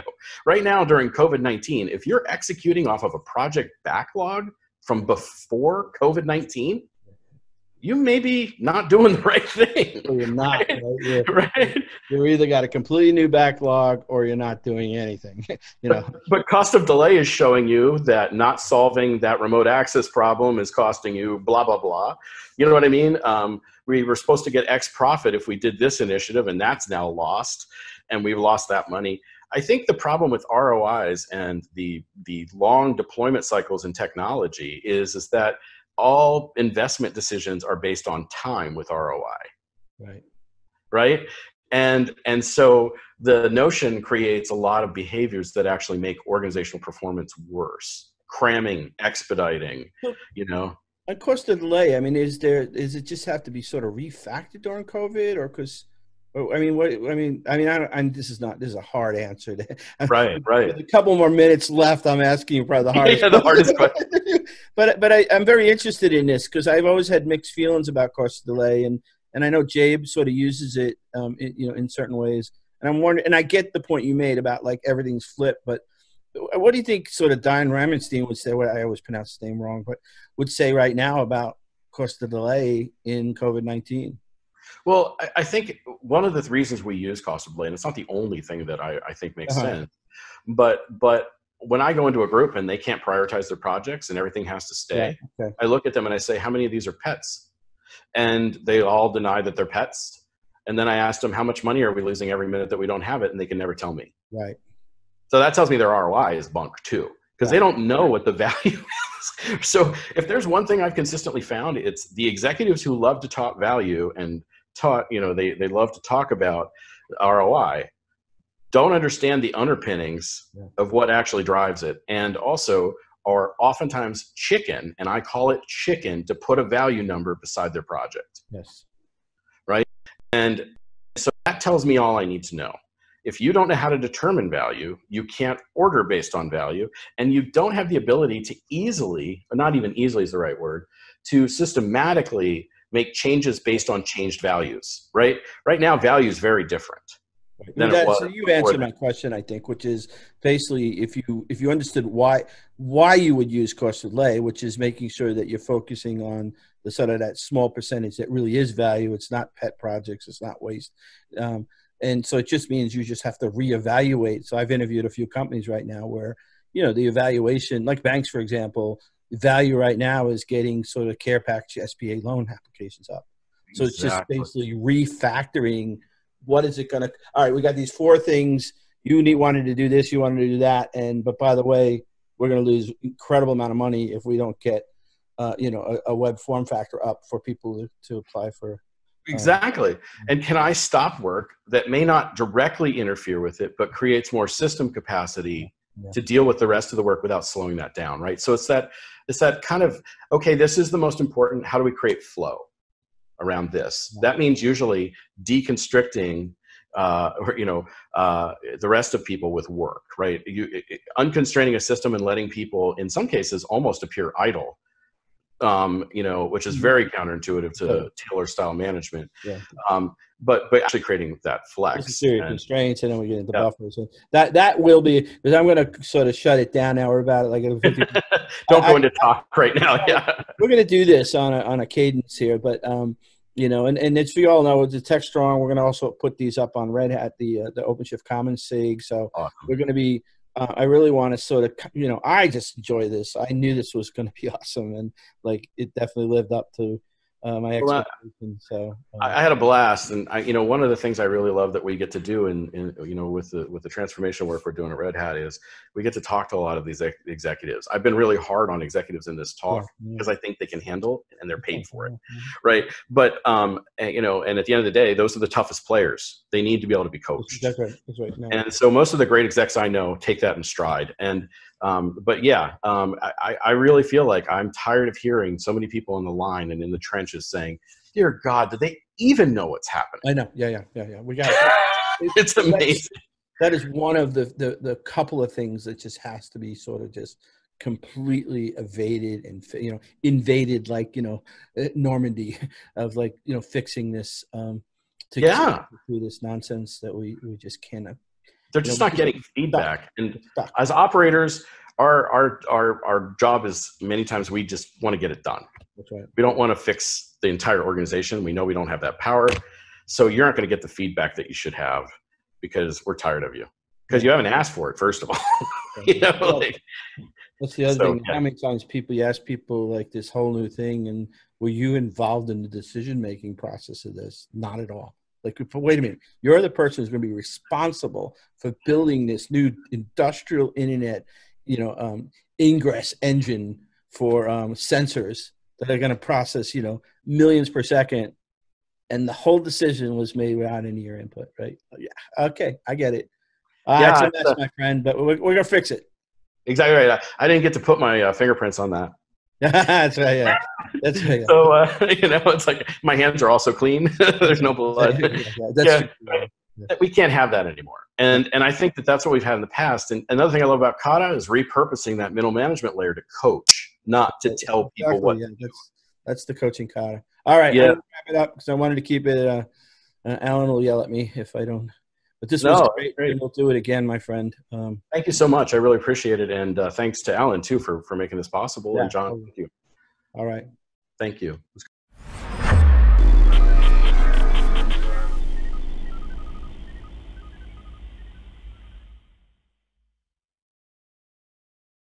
Okay, thanks, John, for a great interview, and thanks for Kevin for coming on the show. Always nice to hear from Kevin, one of the nice guys in our industry. All righty, now it's that time of the day where we're going to hit some of the news articles in Container Journal, Security Boulevard, DevOps.com. Again, not meant to be exhaustive, but a few things we think you'll enjoy. And you should really go to the sites to catch the rest of them. But let me go into this. One is a good overview. You know, we're hearing so much about COVID scams and COVID-related cyber crimes. It's a good article on the impact of coronavirus on the threat landscape. You know, a lot of the threat vendors are, threat intelligence vendors have really started gathering this now and quantifying it, and good article there to check that out. China wants to control all the internet with a new IP plan. Well, everybody, you know, we've heard this before. You know, in my 25 years on the internet, we've seen it obviously become less U.S.-centric, but I think we always have to remain on guard that the internet remains neutral and not controlled by any government entity, foreign, domestic, or otherwise. So good article, check that out. And then trucking companies, the new target for scammers. Who knew? But good article, check that one out. Those are all three are on Security Boulevard. Over on Container Journal, you know, the Red Hat Summit is, or Red Hat World Virtual is coming out. So we've got a couple of articles there. One is Red Hat Advances OpenShift platform, part of the summit, and you know, we actually have a video of Mike interviewing Brian Gracely at Red Hat on this, so you can check that out. Another article up on the journal is Twilio delivers Kubernetes support for a data protection tool. And then our friends over at Couchbase have added Operator for Kubernetes, which is a major step there. And then heading over to DevOps.com, 5 ways your business can benefit from data ops. Look, data ops is real. It's a thing. I've been interviewing a bunch of data ops companies lately, and if you don't know what it is or you're not sure how it can help you, check out that article. Also, deploying OpenStack, pick a distribution with these 7 qualities. So if you are looking at maybe deploying OpenStack, here's 7 best practice kind of qualities you want in your OpenStack distribution. That's it for today's news. I guess now we're going to head over to Mike Vizard, who has a great interview with Brian Gracely of Red Hat lined up. So over to Mike. Hey, thanks, Alan. We're here with Brian Gracely, who's the Senior Director for Product Strategy at Red Hat. We're talking about the events at the Red Hat conference this week. Brian, I guess let's just get started with OpenShift 4.4. What's in it? Yeah, hey, great to be with you, Mike. So OpenShift 4.4 is our latest release of our Kubernetes platform. You know, you'll see as we talk about this, there's always some aspects of it that are infrastructure and platform centric, and then there's always some things that are going to be relevant to the application developers. So, you know, this release gives us a number of interesting things. It updates the platform to Kubernetes 1.17. So, always want to make sure that we're very, very close to the upstream release of Kubernetes. It brings, you know, from an infrastructure perspective, something that's going to be really interesting to the audience, which is we're bringing OpenShift virtualization. So we're bringing the ability to not only run containers on the platform as we always have, but now being able to run virtual machines and have them be managed by Kubernetes on the platform is a really big deal. It's a technology that's based on open source KubeVirt that we've been working on for the last couple of years. And we think it's going to be a big interest point for enterprises that want to bring both their new applications that run on containers as well as maybe bringing forward some existing applications that run in virtual machines all onto one management framework, one way of coordinating that across their infrastructure. So let's talk about that a little bit. What exactly is KubeVirt? Because people talk about deploying Kubernetes on top of virtual machines, and then they talk about deploying it on bare metal. And KubeVirt kind of gives me this virtual machine goes into the container. What are the use cases for that? Yeah, so we've always had the ability that Kubernetes could run on top of anything, bare metal, virtualization. It runs natively on the cloud platforms. None of that goes away. Customers can still do that if they just want kind of a container-centric platform. But KubeVirt really brings the ability to say, instead of managing where an application runs, if it has to run in a virtual machine, it can now be managed by Kubernetes. So it's, the underlying technology is that all of it's going to be based on Linux-based virtualization and containerization. So both containers in Linux is a native process. KVM is a native process. That's the underlying virtualization technology. And what it does is it essentially runs a virtual machine in that container process, which may sound a little bit inverted for sometimes the way we talk about it. But at that point, it is running a guest operating system. So you could run a Linux operating system, a Windows operating system. And all of it's going to be managed by Kubernetes. So the ability to start and stop your virtual machine, scale it, associate it with a load balancer, all those types of things natively come from Kubernetes. So I think the big place that we'll see it is two real use cases. One is I want to bring some legacy VMs over, manage them in one system, maybe take some licensing cost out. And then the other big area we're going to see is now that all that's under one system, it can be obtained through self-service in the platform. Developers that before had to sort of decide if I want to containerize an application or run it in a VM or sort of decide what I'm going to ask my infrastructure team for, now have direct access to both of those. So they don't have to really kind of pick and choose. They can coordinate their application no matter what they need. Some of it could be running in containers, microservices. Some could be maybe a legacy database or a existing Windows application. Bring all those together. They can manage them, monitor them, manage logging all together. There's a lot of issues and concerns about how to operationalize Kubernetes these days. People are pretty challenged. And I know one of the things you guys are talking about the show today is called the Advanced Cluster Management Tool or Framework, or what is this thing? And how do I make it easier to manage all these Kubernetes clusters that are starting to sprawl? Yeah, so ACM is an interesting technology. It's so we're very excited that it's finally coming to market. It's really probably the first super visible thing that people will see as part of the IBM acquisition. So IBM for a while had been working on a technology called Multi-Cluster Manager, or MCM. It managed a lot of different Kubernetes distributions, if you will. So it managed IBM's, it managed Google and Azure and AWS. And so what we've done is we've not only brought the technology over to Red Hat, so we're bringing it over to be kind of owned and operated by Red Hat. The team itself came over as well. So it's a big influx of engineering talent, technology talent, and then we will be open sourcing that technology as well. We've got to work through some things, but it'll be open source just like every other Red Hat technology. So first and foremost, it'll be a Red Hat piece of it, which we're really excited about. What it does is it brings a very sophisticated multi-cluster manager to OpenShift. So it'll allow us to manage thousands of clusters, which is probably more than most enterprises have today, but gets us as we start to see edge use cases come along. So that's a big deal.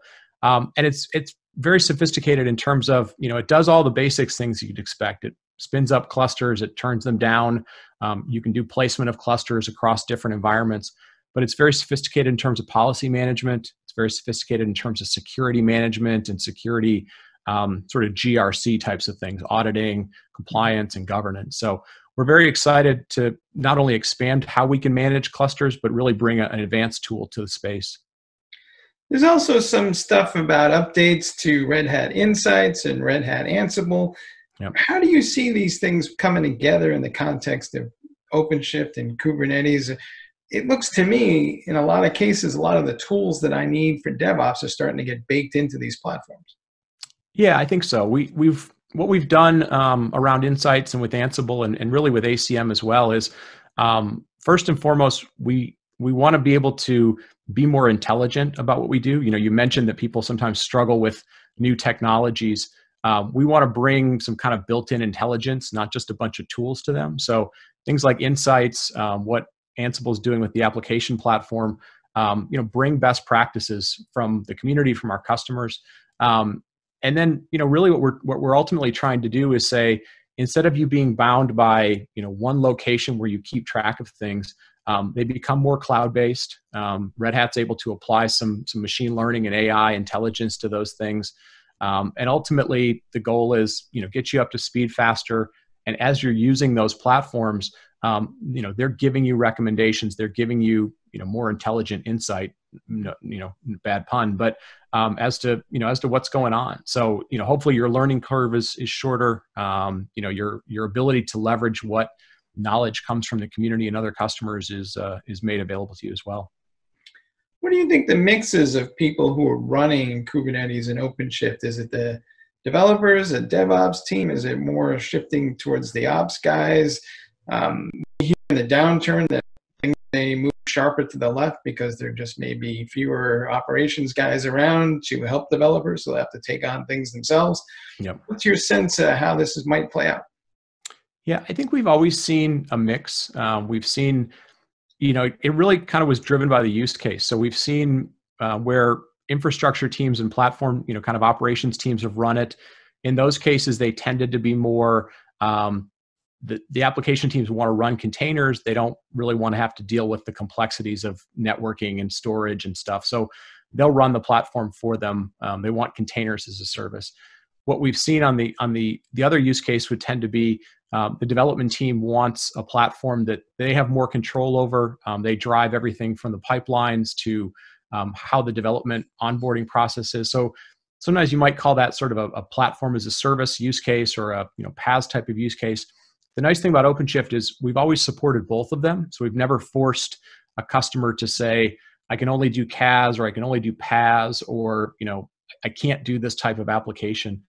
So we've seen a mix of both. The thing that we've really tried to do is say, I don't want to force you to decide who runs the platform. So you can acquire the software, have either team run it. But the other thing we've really invested in is we've always invested in managed services around OpenShift. So you can get managed versions of OpenShift on top of AWS, on Azure, on GCP, on the IBM cloud.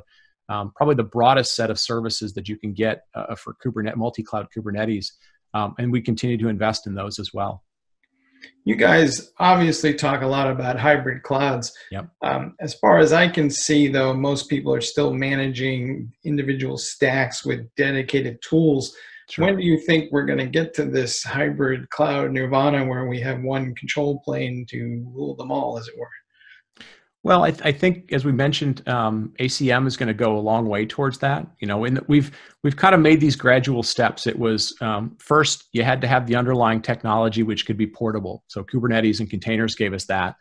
Then you needed to have people that were, had use cases where the public cloud made maybe more sense than being on premises. So we've now seen that quite a bit. And then now we're going to start seeing these managed tools that will not only manage kind of the individual vendor stacks, but, sometimes have to manage the third-party native tools as well. And ACM is going to help provide that. I think the big thing is the use cases around hybrid cloud have always been maybe more advanced than the technology. So we've seen companies who have come to us and said, I need stuff to help experiment. I need things that, we get customers all the time who say, my relationship with my technology provider is now more complicated because maybe their parent company competes with us, or the next acquisition we make can't be in this cloud because we have a regional, bias to stuff. So the use cases have been there for a while. The technology is now sort of, getting mature enough that they can do it more easily. And I think we'll see a lot more examples of customers coming forward because of that. Do you think people are struggling with keeping up with different versions of clusters? When I talk to people, they've got 1.17, 1.16, 1.15, 1.14. They're afraid to upgrade one because it might break something somewhere else. And how are we going to live with all these different versions of Kubernetes clusters? Yeah, it's always been a challenge. I mean, our philosophy is we think OpenShift does a real good job of providing consistency across those. So, I think we try and educate people that not every Kubernetes is the same. Granted, there's a standard around it, but yeah, what you get out of one cloud or one version can be different. The security you have around it or how it does networking is different. we see more and more of our customers saying, this is why we want to run something consistent across them. But yeah, the management tools will help with it, but this isn't a Kubernetes specific thing. This is any technology that you're trying to keep up with.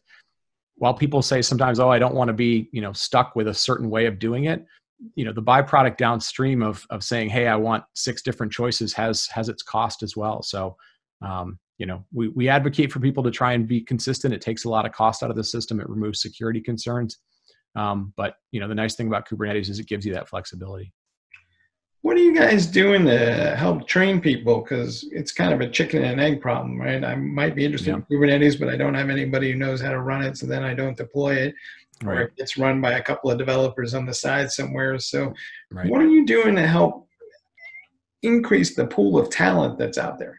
Yeah, it's a great question. It's something we've been spending a lot of time on.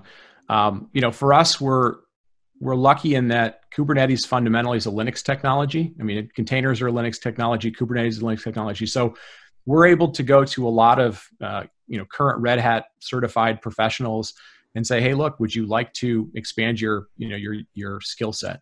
So there's a lot of things that we do training wise. During the current COVID-19 challenges that are out there, a lot of the training's been made free, so people can take that on. We definitely want to allow people to expand those skills. There's a site that we run called learn.openshift.com, which is for anybody who can't easily get access to an OpenShift system. It is a bunch of free online browser-based ways of learning the technology. It's a lot of self-paced scenarios. So we've tried to do a lot of work, not only in terms of helping people realize the skills, a lot of the skills they need, they already have. So anybody who's a Linux professional today, Kubernetes is not a big leap. For those that want to start to learn it, we've tried to make it as free as possible, as not bound to having to set up a big lab as possible. And then, I think the big thing is people are going to start seeing that, the salaries that are being driven by Kubernetes and other things are going to be very advantageous to them spending a little bit of time doing some learning. And people may have some downtime now, when it's paying 30, 40, 50%. Enabling teams to connect, collaborate, and work remotely, and allowing innovation to continue to get to market rapidly.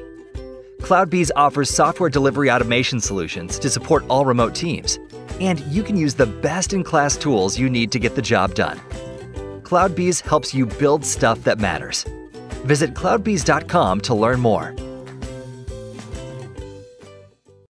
Okay, thanks, Mike, for a great interview there with Brian Gracely from Red Hat. Now we're going to turn things over to our managing editor, Charlene O'Hanlon. Charlene has 2 great interviews today. One is with a friend of mine, Carolyn Wong from Cobalt.io. Carolyn, as I said earlier, is such a sharp woman. I think you're going to enjoy the interview with Carolyn. And then Charlene also has another interview with Sam Bisbee from ThreatStack, which I think you'll also enjoy on Kubernetes and security, so forth. So let's head over now and throw things over to our managing editor, Charlene O'Hanlon. This is Digital Anarchist. Thanks, Alan. Welcome back to TechStrong TV. I am Charlene O'Hanlon, Managing Editor at Media Ops, and I'm here now with Carolyn Wong, who is the Chief Strategy Officer at Cobalt.io. Hi, Carolyn. How are you? Hey, I'm great. Thank you so much for having me today. Hey, I'm really happy to have you on the show today. I've been getting lots and lots of really great news from a lot of companies that are really doing their part to help solve, if you will, the COVID-19 pandemic.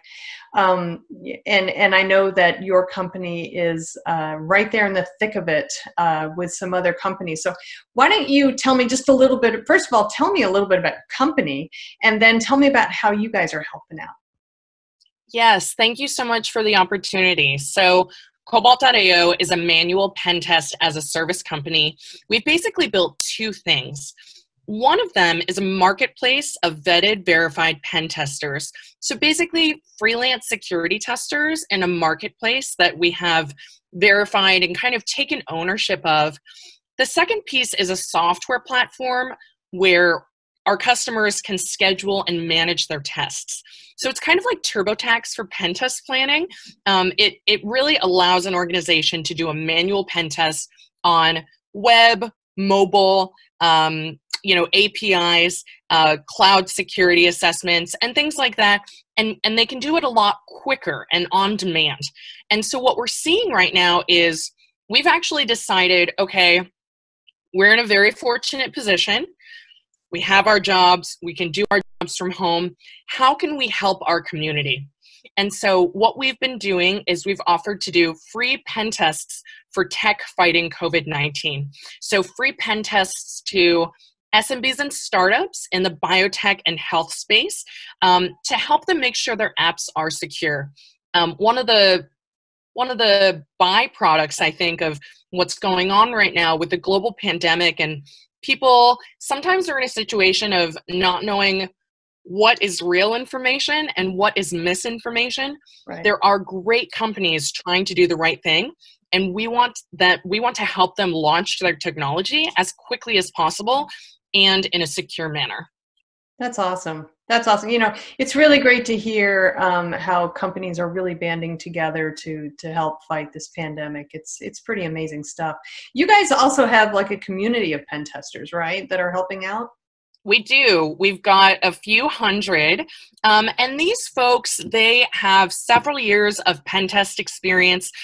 We actually went to them and we said, hey, we are curious to know if any of you would like to volunteer to do this kind of work for free. And we were so happy to see immediately, I think literally within the first hour of announcing the program, we had more than 30 pen testers sign up to say, I would like to contribute my time to this cause, and I want to volunteer my time. I don't want to get paid for it. That's awesome. I really love to hear stories like that. What organizations are you guys working with now? I mean, if you can name any names. Sure. So a few that I can mention are, we've actually got ClearStep. So this is a company that does symptom checking and screening, and it's a tool that people can use at home if you suspect that you may have contracted coronavirus. So this is a triage tool that allows frontline responders a way to interface with the public safely, while also making sure that health issues that actually might not be related to COVID-19 are also responded to in an appropriate manner. We're working with a couple of different companies that provide text-based guidance. So Memora Health is text message based. Care Message is a similar kind of information resource provider that's really focused on helping underserved patients.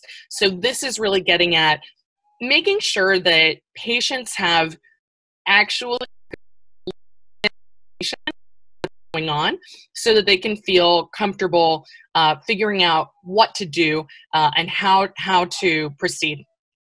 We've also got like a voice technology company that we're helping out, Orbita.ai, and a company called SwiftQ that helps schedule home visits for patients with COVID-19. That's so cool. It's amazing the technology that is coming out of the COVID-19 crisis, and it's a testament to what the community as a whole can do when we're faced with such a dire situation. So really great to hear. One of the things that we have been hearing a lot about is the number of data breaches and the number of just malicious activity that's happening from hackers in the light, taking advantage of COVID-19. And it's great to hear that your organization is kind of helping stem some of that, or at least minimize, just trying to make it better. So when you are working with these organizations, what are some of the things that you're seeing that possibly your technology is helping kind of cut off at the pass, if you will? Yeah, so I think that a lot of organizations are trying to pivot and refocus their core business priorities in order to help out with the global pandemic. And this is actually it's one instance of a phenomenon that we see frequently, which is to say that software companies want to change their focus pretty frequently. And in order to do that, their developers are focused on creating new features, pushing new code out. And security is something that it hasn't always traditionally been easy to get something like a manual pen test done on demand. Traditionally, companies who wanted this type of manual security testing might have had to wait weeks or even months in order to get someone qualified to perform this work. And sometimes that just wasn't quick enough. So this is just sort of one way that we're seeing it in terms of the different technologies that are really supporting the various healthcare processes, both for the providers and for the patients. So do you think that DevSecOps is going to be a positive byproduct of this, if you will? I mean, we've been talking about DevSecOps for about, at least a year, but it doesn't really seem to have taken hold as much as I think it should have by now, but I know that it's not an easy process. So where do you think that puts us on the path to DevSecOps? I think it definitely is. I think there's this idea that character is determined during tough times. And I think right now, what I've observed is organizations that have adopted DevSecOps practices versus those who have not or may just be beginning. The ones who have it figured out are truly able to pivot more quickly. They've actually got their teams talking to each other so that when the direction of the ship changes, everyone can kind of get on board and go in that same direction at the same time. These are organizations that are using automation to do as much as they can. And I think culturally, these are organizations who are willing to have a fresh look at their business more frequently than what you might consider to be a more old school software development organization. Interesting. And what about these as a service, such as your pen testing as a service? Do you think that that's also helping kind of help organizations pivot a little faster and in their DevSecOps adoption, or do you think that it's just kind of a step on the way? Yeah, I think it is helping organizations. I think that security practitioners in a time of waterfall software development, where you had different phases of the software development lifecycle taking months at a time, and security folks are just waiting to get in there and put their gate into the process and say, stop and wait, and let's talk about this. Now that's just not reality for a lot of organizations. Now we see organizations, the security teams really have to pivot and get lined up with the frequency of software development. Otherwise, it's just not going to happen. I think that it really makes the contrast between security teams that can adapt to a DevSecOps process versus those. It really makes a big difference in terms of the effectiveness of those security teams.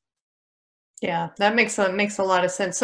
So where are you guys kind of on your journey, if you will, during this the COVID-19 crisis, working with these organizations, and how long do you guys expect to be doing this? So in my role at Cobalt as our Chief Strategy Officer, I have an unusual role, which is that I oversee security and I also lead our people function. So I am our Human Resources Officer. And so we've really been thinking about how do we take care of our people?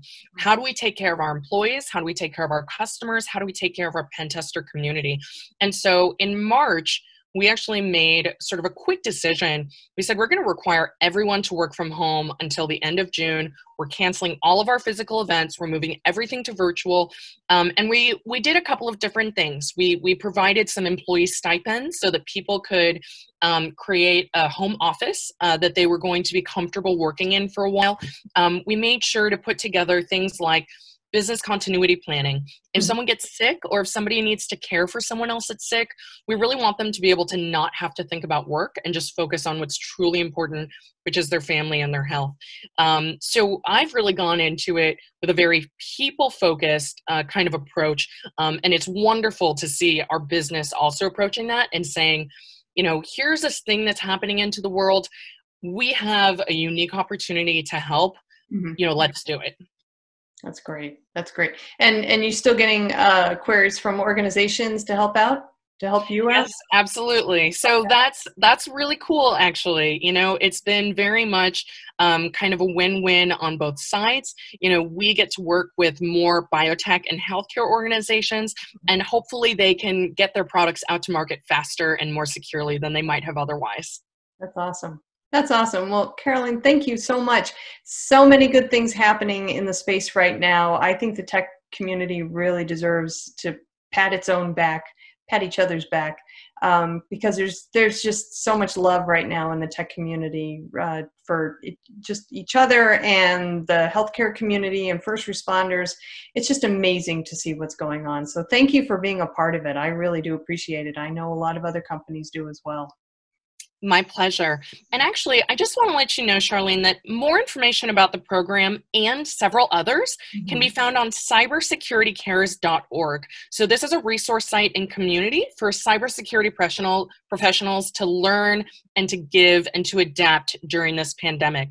So Cobalt.io is one of several organizations that are doing initiatives like this. And if folks want to learn more, they can go to cybersecuritycares.org. All right. Thank you so much. I appreciate that. I know the community does as well. So appreciate your time, appreciate your expertise, appreciate your love. Thank you. My pleasure. Thank you. All right, guys, we'll stick around. We've got more TechStrong TV coming up, so stay tuned.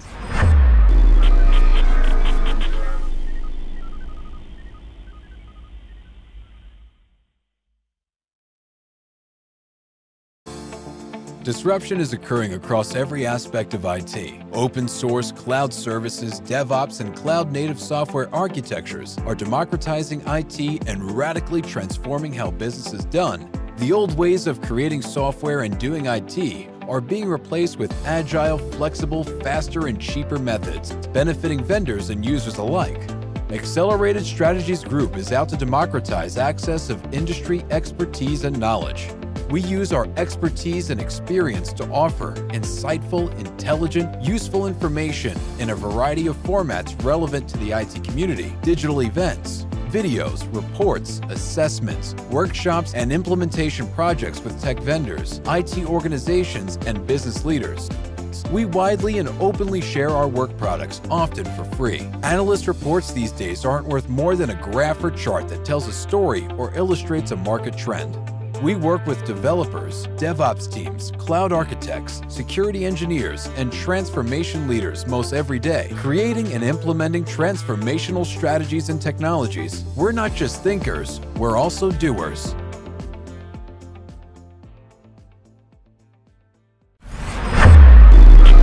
This is Digital Anarchist. Welcome back to TechStrong TV. I'm Charlene O'Hanlon, Managing Editor at Media Ops. And my next interview here is with Sam Bisbee, who is the Chief Security Officer at ThreatStack, right, Sam? Absolutely. All right. Well, thanks so much for joining me today. Really do appreciate it. I know ThreatStack recently came out with a report that talked about security, well, not really, maybe security, but some of the trends that you guys have noticed regarding the use of Kubernetes in environments. And so I thought we could have a conversation about that today. Absolutely, yeah. I think it's, I think you called it out correctly. You know, we like to talk to the market about what's happening and what's actually changing in environments. I think security communities often get distracted by vulnerabilities and snazzy sounding things, but this is kind of what we're seeing in production environments today. All right, great. So let's talk a little bit about that. I mean, what are some of the trends that you guys have identified that you know, that you are seeing out there as they pertain to the increased use of Kubernetes? Yeah, so I think the largest change that we saw in Q1 And this is kind of the silver lining of a distributed workforce, or mandatory one, which is increased adoption of MFA and other securing remote access. It's nice to see people actually investing in that currently. Too bad it's for this reason, because the risk was there even when they were connecting otherwise. On the Kubernetes side, it's a lot of continued adoption of new technologies and techniques. I think one of the reasons why people like to adopt containers is because it is so new. And that means that there's 1,000 new ways to do everything. So it's been nice to see both that experimentation, but also customers adopting more managed container services, shifting some of that operational availability and security responsibility to the cloud provider, as well as leveraging safer ways to remotely access that system, like AWS SSM, and other tools that allow them to remotely connect to and administer these systems safely. Well, to your point, that you think that a lot of folks are adopting containers because they're kind of new and shiny, and I imagine that there are a lot of opportunities there because it is a relatively new technology. New in the technology sense that it hasn't been around for 20 years or so, but but it's still kind of a new market as far as threats are concerned as well. So how have containers kind of changed that landscape security wise? I mean, are we how well do we know the security of containers? I would say holistically, there's very few companies that have really pushed containers far enough to know all the new security and operational problems. As you say, they are still relatively new. The last decade has been a great replatforming into cloud and SaaS, and containers have definitely been part of that. The number one reason I hear from customers on why they're adopting containers and Kubernetes is talent acquisition and retention, though. It's because it is the interesting thing, not necessarily the best technology for their use case. But they feel that it's worth taking on that additional cost and operational burden to be able to get the talent that they want, especially in markets like San Francisco and the Valley. What we find from a security perspective is that it is forcing customers to rethink the kind of layered security approach that they've typically taken, where you had the AWS infrastructure, let's say, and then you had some managed services like RDS, and then you had EC2. And so you were still in a fairly standard data center style paradigm, just kind of moving that line up. What customers are quickly realizing is that they need to go source or build a lot of tools that just kind of have old, boring, stable technology available in the VM world. And so there is a lot of pioneering work. And as part of that, you need to understand what is the security ramification of running a front-end web server container on the same Kubernetes node as a database or Redis caching node. And are you actually able to isolate them? Are you actually able to prevent them from talking to the EC2 metadata service that EC2 node is hosting? And how much of that do you want to make AWS's problem? I think that's the other part of the trend that I mentioned, which is customers adopting managed container orchestration systems like EKS, which has been great to see because they're getting a little bit of bite of that new technology apple without owning the entire stack, and they can kind of start to iterate and own more and more of the stack over time. All right, great. So what are some of the biggest threats, though, that you guys have uncovered? So the biggest one, which we kind of start to speak to in the Q1 SOC report, was really around because there's so much more to orchestrate now, it is harder to understand what is normal and how should, like, where are the gaps? We frequently see customers fall victim to that abstraction and complexity where they'll accidentally leave a firewall open, exposing a Docker container, let's say.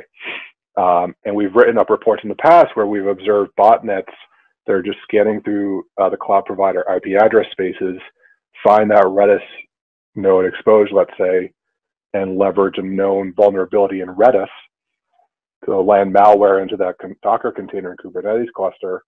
And the malware and the automation is now Kubernetes aware, right? So instead of the historical kill chain of now I need to persist into the VM or I need to escalate privileges or these other things, the malware says, well, I don't care about this node. I want the entire Kubernetes cluster. I want the whole fleet. So because this is new technology and people don't know how to necessarily secure it on day one, that malware in that Docker container could go ask the Kubernetes orchestrator saying, hey, go run this command in the entire Kubernetes cluster. And we've seen that in an automated attack, right? And so that's not a knock against Kubernetes. That's more of a overall operational maturity. And that's fundamentally the greatest risk with Kubernetes and Docker, is that you're adding many more layers of abstraction and complexity into an already complex software-only environment. And so you need to be ready, and you need to be tall enough to go on that amusement park ride. There's a lot of fun. There's a lot of great things that can come from it. And we're here to support our customers that decide to go on that journey. But I advise many of our customers that they probably don't actually need to go down that journey unless they truly believe in that talent acquisition and retention discussion. So do you see that a lot of the issues that you are encountering with your customers when it comes to Kubernetes adoption and container adoption, is it because of that maturity curve, the fact that so many organizations are still kind of not far down that path, and obviously with age comes wisdom, is that going to be the biggest obstacle or the biggest issue? Do you see, at least for the time being? I think so. In the same way that when people first started to adopt public cloud, right, there were plenty of early adopters who never hit pain points because they never had sufficient complexity or scale. And those who really went in and pioneered, they spilled all the blood that we now benefit from. We stand on their shoulders. I think we're just going through that same type of cycle with Docker and Kubernetes. It's just been a more interesting extended cycle in that regard, because you have teams that were already trying to figure out how to operationalize and secure public cloud environments, let alone containerize public cloud environments.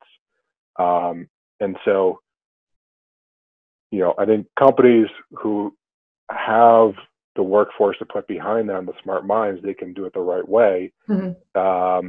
Most companies, it's 10 engineers, 1 or 2 DevOps people, and no security folks, and they're the ones who have leaned in the heaviest onto containers because it's so easy to get started. Right. We're feeling that production pain on both security and keeping the thing online, performant, and scaling.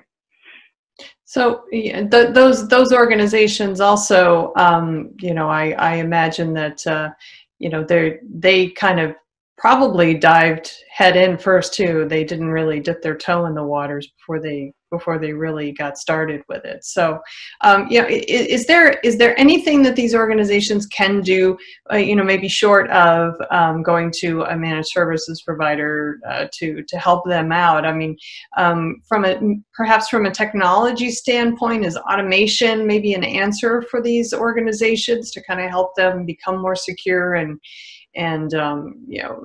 have more operationally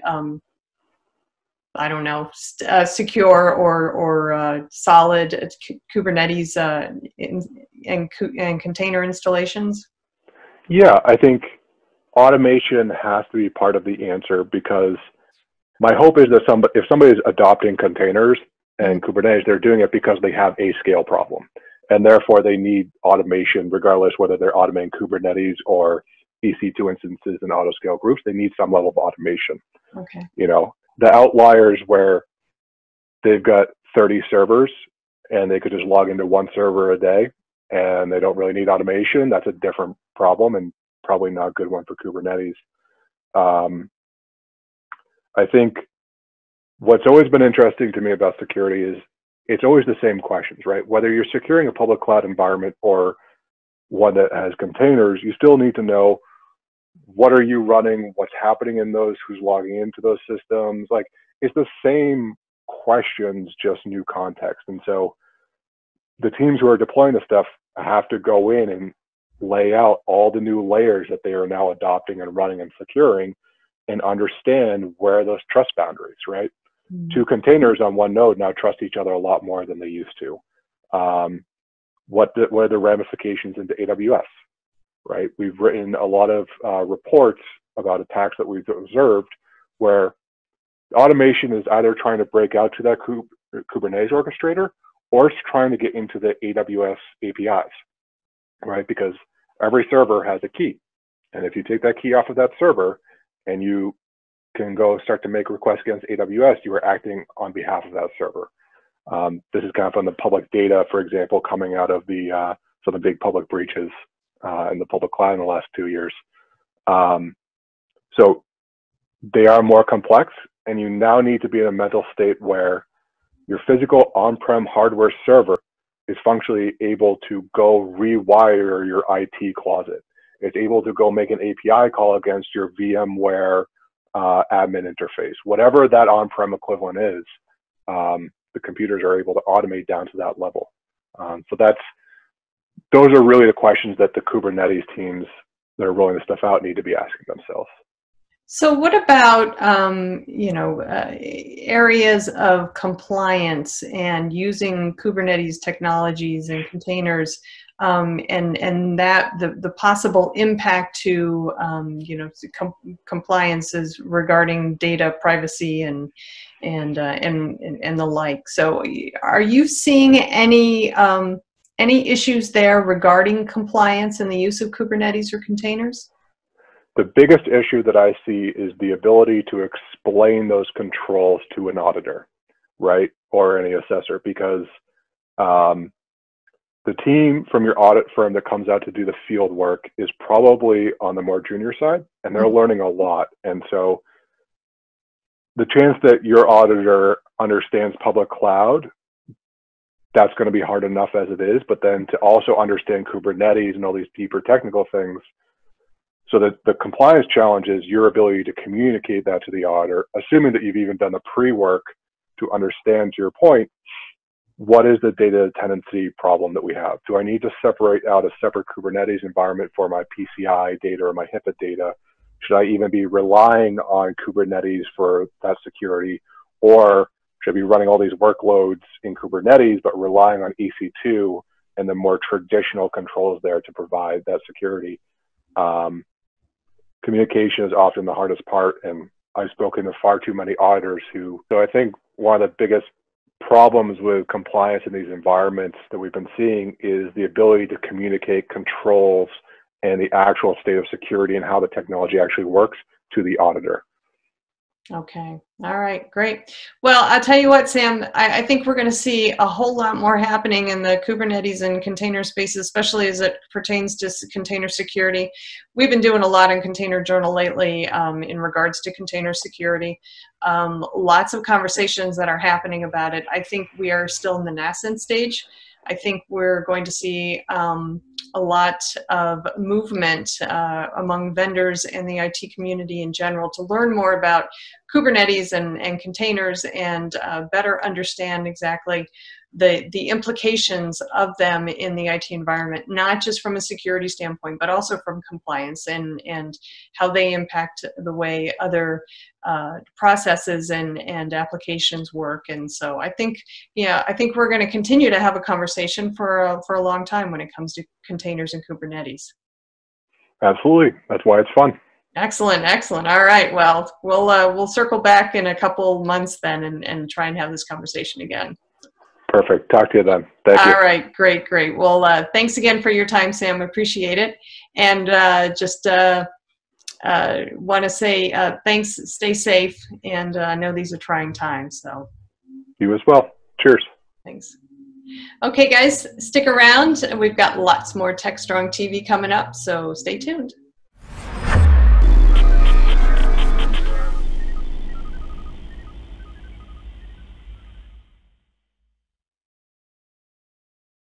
Okay, thanks very much, Charlene. Well, that brings us to our next two segments for the day, and it's the Analyst Corner with Mitchell Ashley, CEO founder of Accelerated Strategies Group. He's going to do a short segment, and then he's going to, I think, have an interview with Sam Fell, who is a VP over at CloudBees and longtime friend of us here at Media Ops. Sam is always a pleasure to interview. I'm sure him and Mitch will have a lot of fun. And they're going to be talking about DevOps World 2020 and Leadership Forum there, etc. So let's throw things over now to Mitchell Ashley. Well, let's talk about why. The why in DevOps. Now you might say, well, there's no why in DevOps. I don't see any why in there. Sometimes that's the problem. We don't know why we're doing something or why it was started in the first place. If we've been on a journey for a while, how many times have we asked that question? Why did we do this in the first place? Is that still valid? So let's look at the why in DevOps. Why are we doing DevOps? Now, there's lots of benefits, of course, to doing DevOps, but oftentimes those are mistaken for the why. That's not really the true reason, the true result that you're trying to get out of doing DevOps. So the things I would look for in asking yourself why, and you may fall outside of this, but some good examples are being able to create and also iterate or improve your products at a very fast pace. Why is that important? We're in very competitive markets today. Talk about disruption happening. You think your digital transformation strategy may be disruptive. It's not anything compared to what we're all experiencing today. So that's forcing all of us to respond, and sometimes much more slowly and much more quickly, depending on where your capability is to react. Which brings me to another point, is it's not just about getting products to market. And it's not just about the reliability of them, which can be important. It can be about the resiliency and the agility of your organization. That's when competition comes in. That's when changing market conditions or uncertain market conditions come in. Because I guarantee you, any plan we put together today is not going to be correct 6 months from now. We will have to react and change and maybe update that plan almost on a weekly basis between now and then, maybe even after. We're in some very volatile times right now. And while we may think, there's a lot of work going on to shift to curbless or curbside delivery, moving to mobile apps, or maybe something else we have to do to be competitive in the market and respond to safety conditions or competition or how customers prefer. Someone's going to innovate a new way of doing business, and that potentially could be a threat to all of our business. So that resiliency is one of the most important potential reasons why you're doing DevOps. So if you're in the IT organization and you're kind of doing DevOps because you're doing it for yourself, I guess that's okay. There are a lot of benefits to doing that. I think you're losing out potentially on some of the underlying benefits to the business. Because if the business builds up that confidence in the IT or the product development organization, that not only these folks can deliver some really good software, but they can do it quickly. We can get to market very quickly, and we can change and iterate and adjust, try some things, fail fast, recover fast, all of those things. And business will be willing to take a little more risk here and there as that trust and that confidence is built up in these processes. So those are the kind of things I would look for in the why. Again, you may have other reasons that you might gain from doing DevOps, integrating folks working together, breaking down the cultural barriers, the organizational silos and barriers that exist in every company. Just getting people to work together, the collaboration, aligning the work that we're doing, the objectives of what you're doing, automating things that weren't previously automated. Those are all good benefits. They're probably not the why. Even getting security involved in earlier, audits and making that easier, leveraging the data that you're collecting, doing infrastructure as software so that you can put things in the cloud and configure environments, create environments very quickly through code instead of provisioning through an interface or an API. So those are things that are all really potential benefits. I doubt that any one of those is the real reason why you might be going after it. Another why, I think, is to attract talent. The best developers, the best people at whatever they do, they want to work for an organization that they think is forward-looking, they think has got their act together, and aligns what they value. Now, it may be a different competitive market today because of the economy and where things are at with COVID-19 and work at home, stay at home kind of rules, but you know what? Developers can work anywhere, physically anywhere, as well as really good developers can go find the best jobs. And that's the kind of people that you do want to attract. You want some of those folks on your team, of course, with the diversity of other players too. So keep that in mind. If you don't know, if you're on the journey and you don't know, or you maybe have kind of lost the feeling of, well, what is it we're doing? And one way to tell, by the way, is if you look at your goals and you can't connect the dots from your team, your IT, or your product team's goals to the goals of the business, pretty clearly, they don't have to be one-to-one. I'm not saying that. But if they're going after a new market segment, how are you playing in that? How is DevOps helping you get there? Is it? Maybe it's not that critical to that part of the business, but there's other reasons of why you're doing this. So go back and reconnect those dots. And if you aren't sure, go ask. People would love to tell you what their goals are, because then that means you know, and you potentially can help them accomplish what they need to do. So it's all good stuff. So ask the why, and let's get the why back into DevOps. DevOps.com is the #1 online destination for DevOps education and community building. DevOps.com covers all aspects of DevOps, including DevOps best practices and tools, DevOps culture, DevSecOps, business impact, continuous testing, continuous delivery, and more. DevOps.com has the largest collection of original DevOps content, featuring breaking news, blog posts, podcasts, and more. Visit www.devops.com to learn more. DevOps.com, where the world meets DevOps.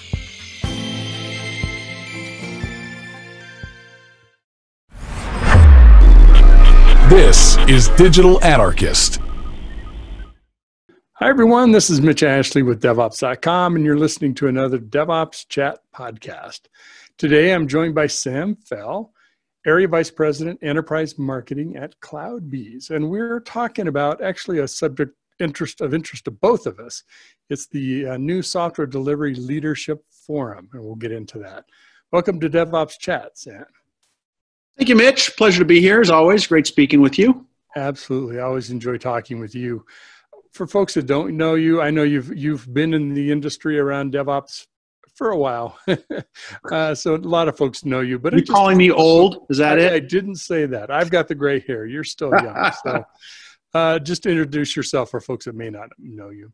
All right, wonderful. So I am Sam Fell. I am Area Vice President at CloudBees, where I've been for the past year. We were acquired as part of the Electric Cloud acquisition, where I ran marketing at Electric Cloud. Yeah, a lot of folks know Electric Cloud, so probably know you from that, as well as CloudBees, of course. That's How long ago did that acquisition happen? That was literally a year ago in May. So we are just a year, really just coming up on a year. So all the exciting stuff was happening, all the stuff that made me lose my hair and all the all that was happening right now. And we were just so thrilled with the outcome to be, the company that Electric Cloud was. We had a pretty nice name in the space. But when you look at CloudBees and you look at the community that they've created and you look at the access to the brains that they have, it's a tremendous opportunity. Obviously I'm really excited to be able to be here, and I'm excited about sharing this journey with Accelerated Strategies Group, right? Well, thank you. I'm excited about that too. Yeah, CloudBees is a great organization, and as was Electric Cloud. So let's get into we made an announcement, or actually you did a press release about the Software Delivery Leadership Forum. And there's a connection to DevOps World and some other things. Maybe we start with that, and then we can talk about Accelerated Strategies involvement in it. Lovely. Awesome. Okay. So, we've been running, probably people would say, the most successful DevOps conference for years now, DevOps World, Jenkins World. Almost 2,000 people show up to learn more about what's happening in the space. There's hands-on practitioner-based workshops and training for people to really get their hands on and get them dirty about how to implement these changes that have to happen as you're digitally transforming your organization. One of the things that we took a step back and we were thinking about is what we don't really have is a place for the leadership to be able to participate. And, you know, we've done leadership seminars and workshops before, but we've never said that DevOps world needs to be a place where not only the practitioners are coming, but where the leaders are coming to learn not the practitioner level information, but how to lead the practitioners. What are the processes? What are the methods that people are learning and using and trying and failing with and learning from? And so we thought we would add that to the program. And as we were thinking about adding it to the program, we also thought, because of the way that the DevOps World Jenkins World show has evolved, I, as a vendor, looked back at DevOps World Jenkins World, and I was always very willing to sponsor that event when I was at Electric Cloud because it was an open event. There was not a ton of bias towards CloudBees products necessarily. It was really about the community, and it was about educating people. And so in that same spirit, when we were thinking about how do we make sure that there's some objective independence in the way that we're putting out the ideas around how do you lead? How do you lead this transformation? How do you make sure that your teams are all on the same page? We felt that it was really helpful to have a third party help us with that programming. And so that's, of course, this is cue to Accelerated Strategies. This is why we sort of reached out to you. There's obviously great synergy between the work that we're doing. And we thought, who better to help us craft this program, the programming for this conference, than the fine people over at Accelerated Strategies.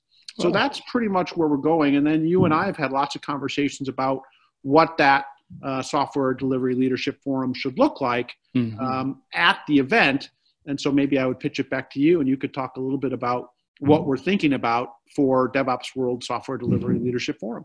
Absolutely. And thanks so much. We appreciate you approaching us, and it was exciting to work with you on this. And I agree, you know, DevOps World, yes, it's CloudBees behind it, Jenkins World, but the community that you talk about really elevates it above one vendor, so, to use that word. And just the fact that Electric Cloud, you know, would, and many others would sponsor a conference that's put on by another co-opetition. vendor. The competitors were there and happy about it because the audience is the right audience. These are the people that are in the weeds making it happen with their fingers. And now what we're saying is, hey, these people that are in the weeds that are using their fingers, they need other people to help on the top. They can help support and pave the road for them. And so we're going to try and do that. And I would imagine too that, you know, one of the drivers behind leadership as a topic is, as organizations scale, you know, try to do DevOps on more than 2 or 3 or 4 independent projects. That's when you get into the heavy lifting. That's when you've got to have management support.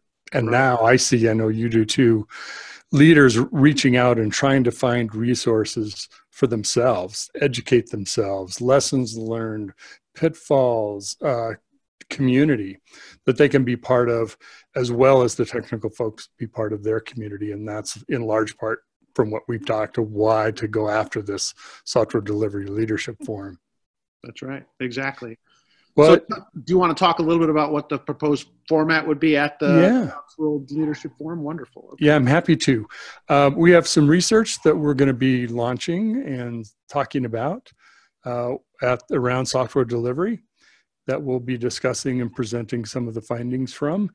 But the main point of how we've crafted this to be, it's a parallel track. It's not a separate venue, separate place. It's just a set of content that's specifically directed at leaders, people in a C or VP, director, software leader kind of role. But it's also product leaders as well as transformational leaders.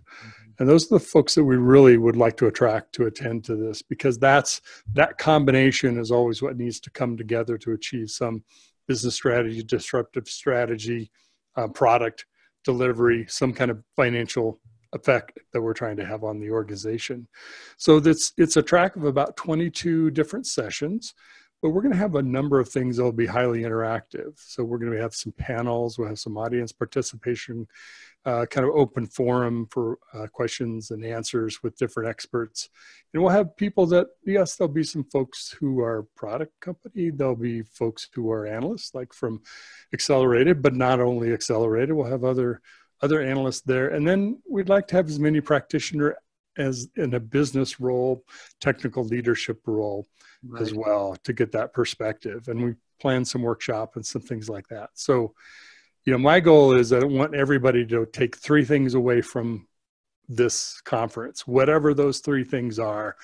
Come back to your company, to your team, to your organization, and say, I picked up some really good stuff. This one, I had no idea somebody was facing the same issue and they actually solved it a way I was thinking about. So it validated our thinking, or, threw it out the window, and we've got a whole nother approach. But I'm sure glad I didn't march down that baton death march.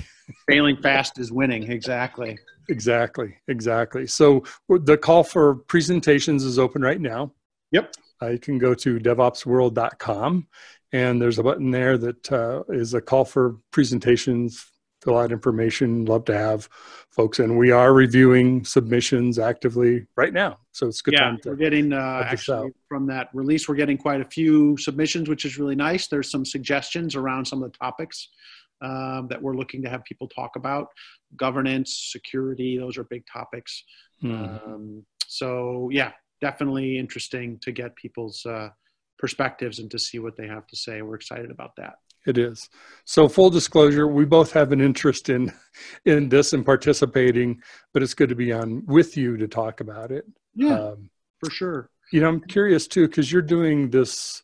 Well, let me ask you, why did you decide to name it the Software Delivery Leadership Forum? Because I know we went around a couple names, a couple of ideas. Yeah.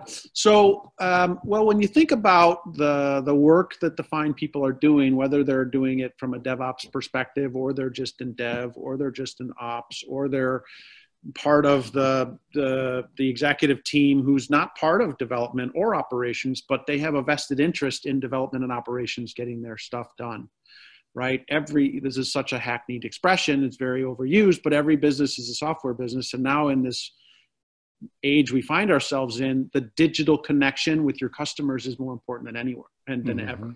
And so there are other people beyond just dev and ops. And so originally it was going to be the DevOps Leadership Forum. But it's really, we think it's more about that, delivering that software or delivering those services that are foundationally built on top of software. And you can call it whatever you want, but down at the base layer, somebody's written code, somebody's built that code, somebody had to deploy it to a server so that people could get any value from it. And so the software delivery lifecycle, the SDLC, is something that we think a lot about in the SDLF, like the Software Delivery Leadership Forum, because the SDLC is still alive, it's still kicking, and application lifecycle management matters even in the age of DevOps. And so we thought that this would be an appropriate name for what we are trying to put together with you, is a place for people, a community to come together that's built on the community that we already have of all these practitioners who already understand how a lot of this stuff works. But now they're just looking for some guidance and some, hey, I don't want to go down that road again because that guy already failed, right? Failing fast and learning from it is not a failure. Exactly. There's so much sharing that happens in the technical community. I'm confident we can build that with the business, product, and technology leadership. Yep. It's interesting. We're in the midst of, maybe we're still in the early part of this. I don't know, the whole COVID-19 and lockdown, and of course there's the health, and in some case even losing people that we know in our family or friends.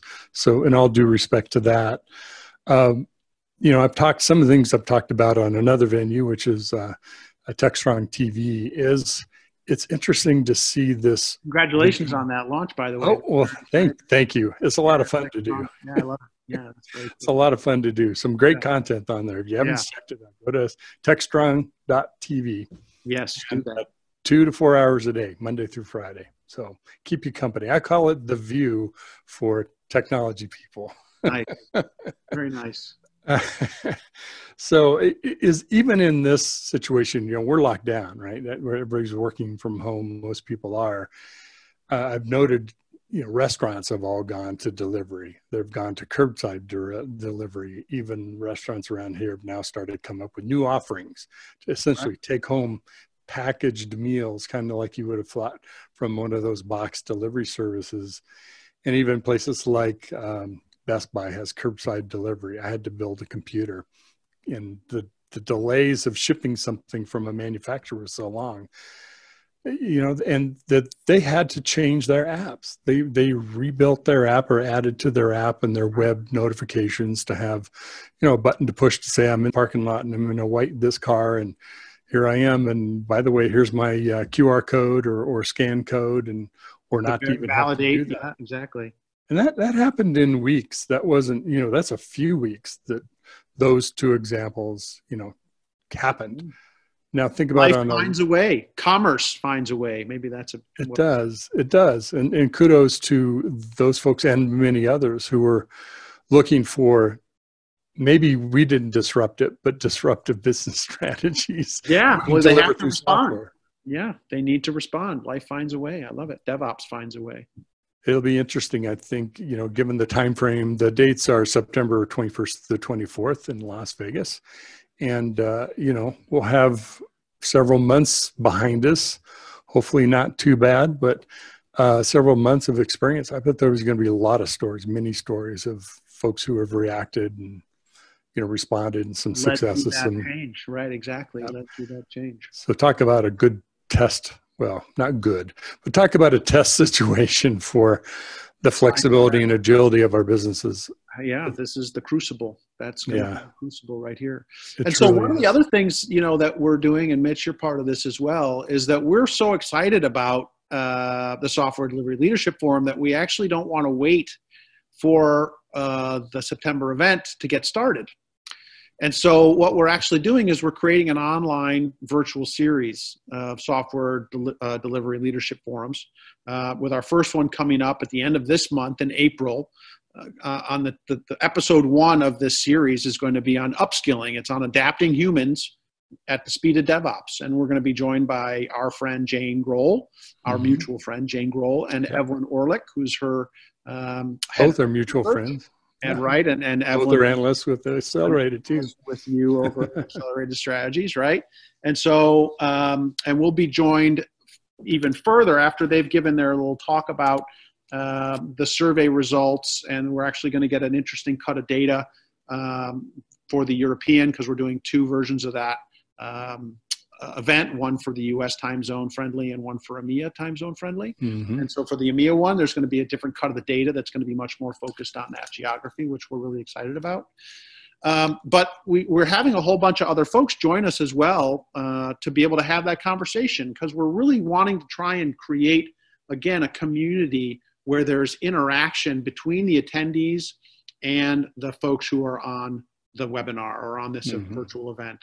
Because so many events, people parade out folks that are saying, yeah, here's how I was successful. And then maybe you get 5 or 10 minutes at the end for questions and answers. And so we're kind of going to flip that on its head. And we're going to have 30 minutes up front for the Software Delivery Leadership Forum, 30 minutes up front for Jane and Evelyn to go through their findings, to talk as subject matter experts about this topic that they certainly know a lot about. And at that point, we're going to introduce a couple of other panelists to join us on camera and start fielding questions directly from the audience. And so the folks who are going to be joining us this time around, we've got Ellen Thorne, who is a head of HR here at CloudBees. So who better than a person who's in HR to talk about that's an interesting perspective. What's unique about that from a skills and training of their people. Robert Reeves, who's the CTO at Datical, right? So how, as a technical person who needs to hire technical people, what is that like? What kind of people are you looking for? What skills do you find deficient? What skills do you find lacking that you'd like to see? Of course, you're joining us. And so really, really excited about that. And then over in Europe, we've got a couple of other people joining as well. Evelyn Orlick will be on that one, as well as Cheryl Rozelle, who is over at, I think, Polycom right now. And she used to be at HSBC. Not a customer, I think, anymore, but she was a customer, and she definitely has an opinion about this. So we're really looking for people with different perspectives to have a conversation. I'm going to be on there. You're going to be on there. I'll be moderating. I'm going to be looking at the chat window the entire time. All the panelists will be able to respond to the questions that are posed in the chat. There's going to be a mechanism for people to vote the different answers up or down, which is pretty cool. And my role is really going to just be to interject and speak on behalf of the people on the chat. and say, hey, Bill brings up a good point. Hey, Debbie just brought up a really good point. She disagrees with you. He thinks that that is wrong, whatever. I'm going to try and be a conduit to make sure that the audience feels like they're part of that conversation. So we're going to have 30 minutes of upfront, set the table, subject matter expert speaking stuff. And then we're going to have an hour of live Q&A. As long as that audience has questions, we're going to work on trying. An hour. That's great. That's fantastic. Yeah. I mean, it's, you know, community in some way starts with conversation. That's what draws people in and said, what's happening? What are those folks talking about? What is that? Oh, I have a question. I have a thought.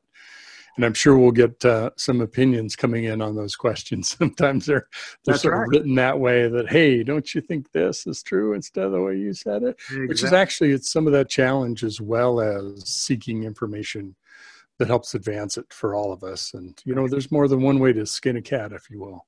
I was on a crowd chat with DevOps Institute, I think it was about a week ago, and we had folks from all over the world chiming in and giving there were some prompts that we were asked. And it's fantastic to see people, like you said, to challenge the status quo, to give their opinion of what's worked for them, to understand, because that, you know, you get an understanding of how some people's situations are just different. And you can't, there is no best practice. I think Manuel Pizabla and Matthew Skelton, they talk about this all the time. There's no best practice. There are just lots of good practices that you can apply to various different, apply to different areas, but you can't just say that there's one best practice. So kind of a variation on the best practice theme. I just ask you, neither one of us can predict the future that accurately, but what are your thoughts about this virtual event, virtual conferences? Is that something you think will stay with us in a meaningful form post-COVID and whatever, how we're working all that environment? I do. You know, so you saw O'Reilly has canceled all of their physical conferences. Yeah. And so regardless of what ends up happening, I think the same way that the businesses like Best Buy and the other folks that you talked about are transitioning and they're shifting. I mean, I'm seeing this week, I'm starting to see all the activities that my children were involved in are now, they're finally acquiescing and saying, okay, we're transitioning and now here's the Zoom link for you to join for the, you know, for the Kung Fu class, and you're just going to do it in your living room, but you have to still wear all of your things and you still have to show up and be polite. And so they're also transitioning, and businesses are transitioning. They're learning how to work more remote. I'm very lucky to be working at a company that's, you know, we're 90% remote already. So it's not a huge change for us, but it is a huge change for the folks that are working remotely in my company who have now children at home. And so education is going to be impacted. And I'm talking with Charlie Betts, who's an analyst over at Forrester. He's a teacher at the University of St. Paul, or St. Thomas, excuse me. And he and I talk all the time about how is education going to be impacted by this? What are, you know, as a parent, I'm sitting at home and I'm working, my children are here and they should be doing some school things, but it's very hard for me to keep up with that and keep track of it. And I think it's hard for a lot of the educators because they haven't had the experience in the virtual meeting space that we've all been sort of used to for a while. And so I think there's a lot of learning that needs to come out of this, but I see, and one of the things that Charlie says is when people have no jobs, they can do a couple different things. But one of the things a lot of people do is they go back to school, which is fantastic. Oh yeah, absolutely. And if you give people viable options to educate themselves and make themselves, again, all about the upskilling conversation that we were just having, how do we enable these people to be able to make sure that they're going to stay relevant? And how do we help them get jobs for the folks that are right now that they don't have a job because they're forced to be in an office that's closed? So I think that there will be quite a bit of focus on how do we educate at a distance? How do we make the collaboration work better? And I think it's happening already naturally. People are getting more accustomed to being on video calls, right? People who used to never want to be on a video call, now they're flipping on their video because it's like, you know what, we're all in this together. And one of the things that I really appreciate, before we started scheduling this, I ran around everyone in my house and I said, hey guys, please don't scream for the next 30 minutes because I'm going to be recording something. But the fact is that I'm on meetings with people and, you know, my kid or my wife will walk by and we'll speak. And now it used to be where I was embarrassed by that because it was an intrusion into my workday. And sort of the mind shift that I think is happening is that now what's happened is that I'm allowing work into my home. Yep. And you're entering into other people's homes at the same time. And I'm also entering, absolutely entering into other people's homes. But I think there's a much more understanding and I'm more comfortable anyways with there being life happening outside of me. It's like the classic BBC video, the girl, the 2-year-old girl who runs in the room. He was like appalled that would happen. And now if that happened, hopefully he wouldn't be, right? It's called life. As an organization, it's life, right? And hopefully, as a humanity, we're getting better about that, and I think we will. You know, to give you a little bit of data to back up part of what you were saying is we started an IT health emergency IT preparedness survey back in February, and things happened so fast that just a traditional survey couldn't keep up with the changes that are happening with work at home and how this has evolved. So we've also launched a flash poll survey, and I'll be talking about it on TechStrong TV this week. But one of the initial ones that before we announced this flash poll, one of the initial ones is what is the most critical? You only got one choice between kinds of services that you use to support your work at home staff. It is email, collaboration services, meeting, file sharing, phone, all kinds of things. And which ones had the degradations? Yeah. Well, yeah. And it's surprisingly, collaboration and online meeting services were equal. Those are the top two, within 1% of each other. Top two worst performing? No, this is of our most critical to my business. Most critical. Okay, got supporting it. We're going to do another survey on what have you had issues with. That's actually launched this week. Yeah, that's why I saw it, because I just saw that one. I was like, you just saw it. So 37 and 36%. I think online meetings was 37. So, and email was like 20. So that tells me people have already made the shift into Slack and Microsoft Teams and Hangout and Google and whatever other forms they have for their corporate chat. So I think that skill of collaborating that way is something that will be a natural outcome of the situation we're in. Yeah, I think so. I mean, the hard times force people to think differently. Mm-hmm. And we're a very resilient species. We've been around for a while, and we'll figure this out, but it's terrible to have to go through it. It is.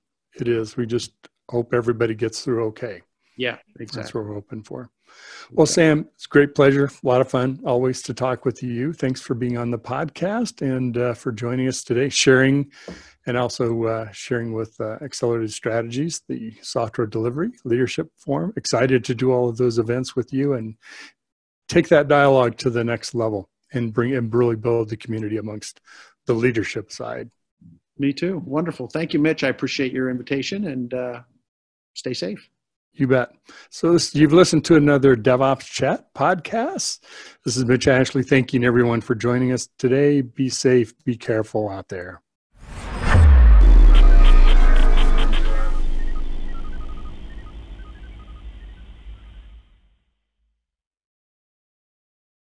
All righty. Hey, Mitchell, thanks very much for great content today, and thanks as always to Sam Fell and all our friends over at CloudBeast. That's going to wrap up our show for today, Tuesday, April 28th. We've got another big show lined up for you tomorrow. Please join our site at tv.slack.com for all the information. Also, just a quick plug for TechStrongCon.com, our TechStrong themed conference coming up June 4th. If you can check that out.